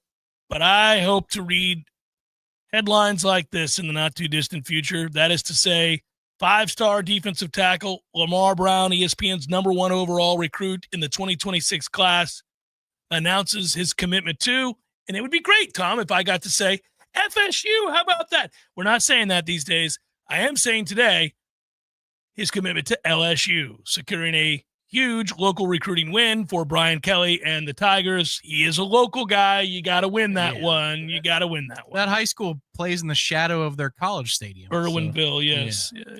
He's a 6'5", 300-ish pound stud. Yeah. It would be hard not to go to LSU if you played at a high school in Baton Rouge that was next to the stadium, not because of the proximity, but because admittedly it's one of the great venues in all of college football. If you witnessed firsthand how much passion and love for the game of football they have at that school and in that city, and you were a really good player, you've already been showered with adoration because of it. And the hometown team's like, right here at night, it's nuts. You know it. You've been here. Where are you going that you're getting this? It's hard to argue with that. It's an awesome place. That's another reason that I want us to join the SEC is I'd really like frequent games against LSU. I enjoyed our 2-game series. We have stomped LSU's ass on the regular despite their greatness. I think we're 7-2 all time against LSU. Let's go. Let's do more of that. Not taking shots, LSU. The record's the record. You know you haven't been able to beat us. What are you going to do? It's been a long time. We also know that the other in the stands, those who root for the other team, elevate and bring the most out of the home team. Like, Doak is a better place to be for rivalry games, not just because we're playing Miami or Florida, but because the a-holes who wear the blue and orange and the green and orange come into the stadium. You need them. They talk smack. It creates a little bit of extra energy, and everybody's louder for it, which makes the place come apart at the seams. And if we were in the SEC, you would have, out of 7 home games a year, 5 where the place would be coming apart at the seams. It would be, oh yeah. I mean, all that talk I had yesterday of like, the game, this man with the SEC, you get those crowds down here, but even the tailgate seemed like, get a load of that guy. You could play bingo with weird stuff with SEC road teams coming into town with the tailgate crowd. Well, just having been out to Oklahoma and you've been out to Texas and they're now SEC teams, and goodness gracious, you're playing Auburn, Tennessee, Georgia, Alabama, LSU, Texas, Oklahoma, on and on and on we go. Going to the Grove against Ole Miss. I mean, it would be a blast. It just would be, and it'd be huge for this economy, as opposed to seeing 1-11 Purdue. You would, I mean, for football though, you'd still get 2 to 3 a year where you go, wow. Oh yeah, in the Big Ten, this is a humongous game. Yeah. Kind of a cool aside here before I get to probables. The Highland Park, Illinois home, formerly owned famously by Michael Jordan. You see the gate, number 23 on the gate. It's that famous picture from outside of his palatial estate. Could serve as the perfect getaway for fans of luxury, privacy, and, of course, basketball. The home, which sold for $9.5 million in December, became available for rental on Airbnb this month.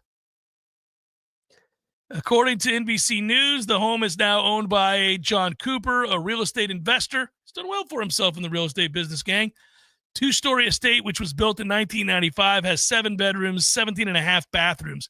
Never understood that ratio. That's way too many bathrooms. We're taking up too much space for bathrooms. Yeah. 17 and a half bathrooms? More than double the bedroom count. I don't know about that.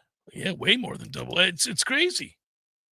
Yeah, I don't What get the it. hell's going on down at A the lot of Jordan peeing. residence? Amenities include a full-size basketball court, putting greens, tennis courts, a cigar room, an infinity pool. Okay, now hang on. If you got the infinity pool, putting greens, so a bathroom for each one of those amenities, now we're starting to rack up to where this makes a little more sense. Booking the mansion requires a minimum 7-night stay. It's limited to 12 guests. Guests must sign a liability waiver and a non-disclosure agreement and a $25,000 security deposit. A week-long stay at the iconic estate known as the Champions Point could cost over 6 figures. Cooper said he's not sure what he wants to do with the property long-term. I'm considering many different uses for the property. Some great uses require zoning relief, but in the meantime, short-term rentals are permitted. So come stay. It is 32,680 square feet. It was built on 7 acres that Jordan bought in 1991. It originally hit the market in December of 2013 for $29 million. The closing deal marked a 67% price reduction after being on the market for 12 years. Really? People were like, screw you. I'm not paying $29 million. Couldn't unload it. Couldn't unload it. Ended up having to go from 29 to 9. That'll hurt your feelings. Time for some probables, my brother. Let's do it. It's time for, how you say, with the pitching, probables?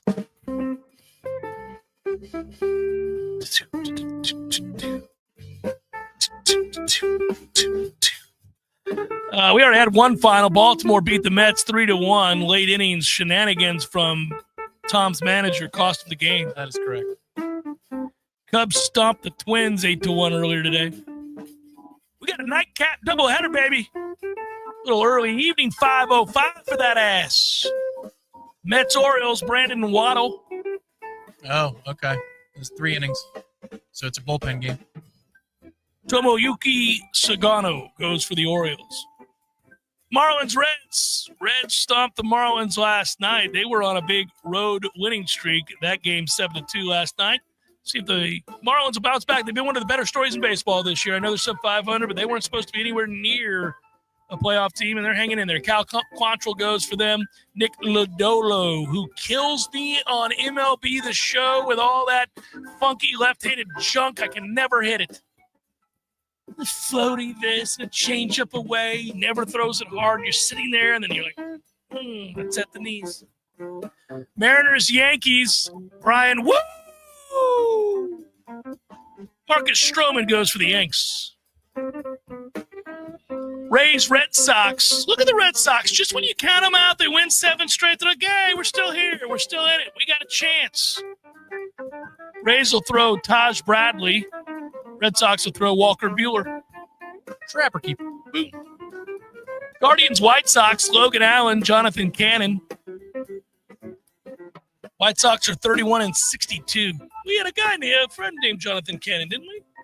A guy that worked Patrick Cannon. Sorry, Patrick, if you're listening, buddy, your name's not Jonathan. Nats. It's his middle name. Nats, Cardinals, Michael Soraka, Miles Mikolas. Braves, A's. Prior to winning the other night, the Braves had lost 13 straight games in the state of California before beating the A's. Did you know that? Little side note for you. I mean, think of all the teams you get to play. Dodgers are tough. Padres are tough. Anaheim Angels. Not so tough, no matter what their roster has. They finally beat the A's. Spencer Strider, JP Sears. Rangers, Angels, Patrick Corbin, Jack Kowitz. And the Wickets. And the Wickets. I'm sure it's like Kokonevich. D-backs, Padres, Eduardo Rodriguez. Randy Vasquez. And that is a look at those that shall reside on the book.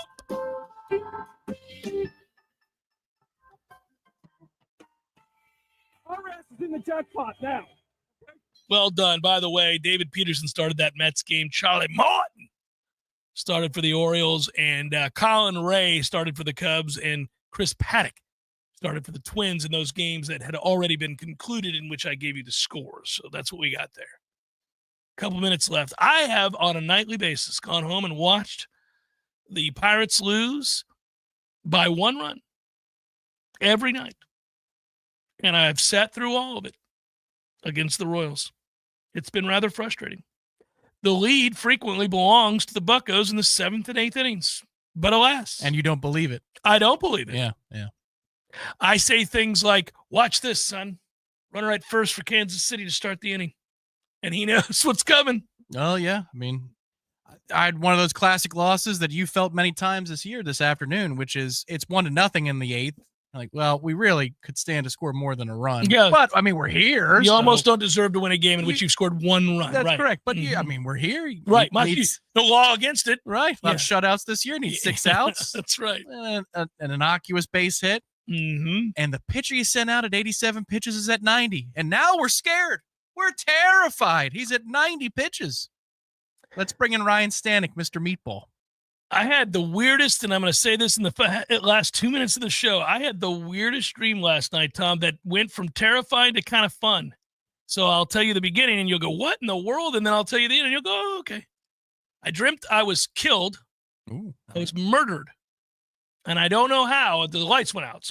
I walked in, and pow, that was the end of that. I was dead. But then I knew I was dead. And it was like the movie Ghost. I could see you. I could see Bryce and Clark. I could see my wife. I could see my parents, which was really hard. That was part of the dream that was tough. I was in my dream. I was crying because I couldn't tell my mom that I was okay, and she was weeping. And it was awful. But then the dream shifted to, well, they don't know I'm here. I'm trying to tell them it's okay. I'm just kind of floating about apparently. And I started going to sporting events. In my dream, I started going to the sporting events, and I'd go down on the field. Nobody knew I was there. Right. No, there, yeah, you're fine. They had no idea. I'm standing on the first baseline watching the game, and it was so real to me. It was incredible. Sounds like a Bill Burr bit. You think if you were a ghost, would you just go to the games? You just go stand on the green at Augusta, watch the final putt. Who's gonna stop you? I'd lay down by the hole and be like, let's see if this goes in. I was frustrated in that part of the dream too because I couldn't influence anything. Nobody could see me, but I couldn't make anything happen. You should have started a TikTok. Then you could be an influencer. And I ended up waking up, and I was like, that was weird as hell. Got in the shower, started my day. Good work out of you. Thanks, everybody. Be well. Have a lovely rest of your day and evening. We will be back with you tomorrow on a Libations Friday. Until then, peace.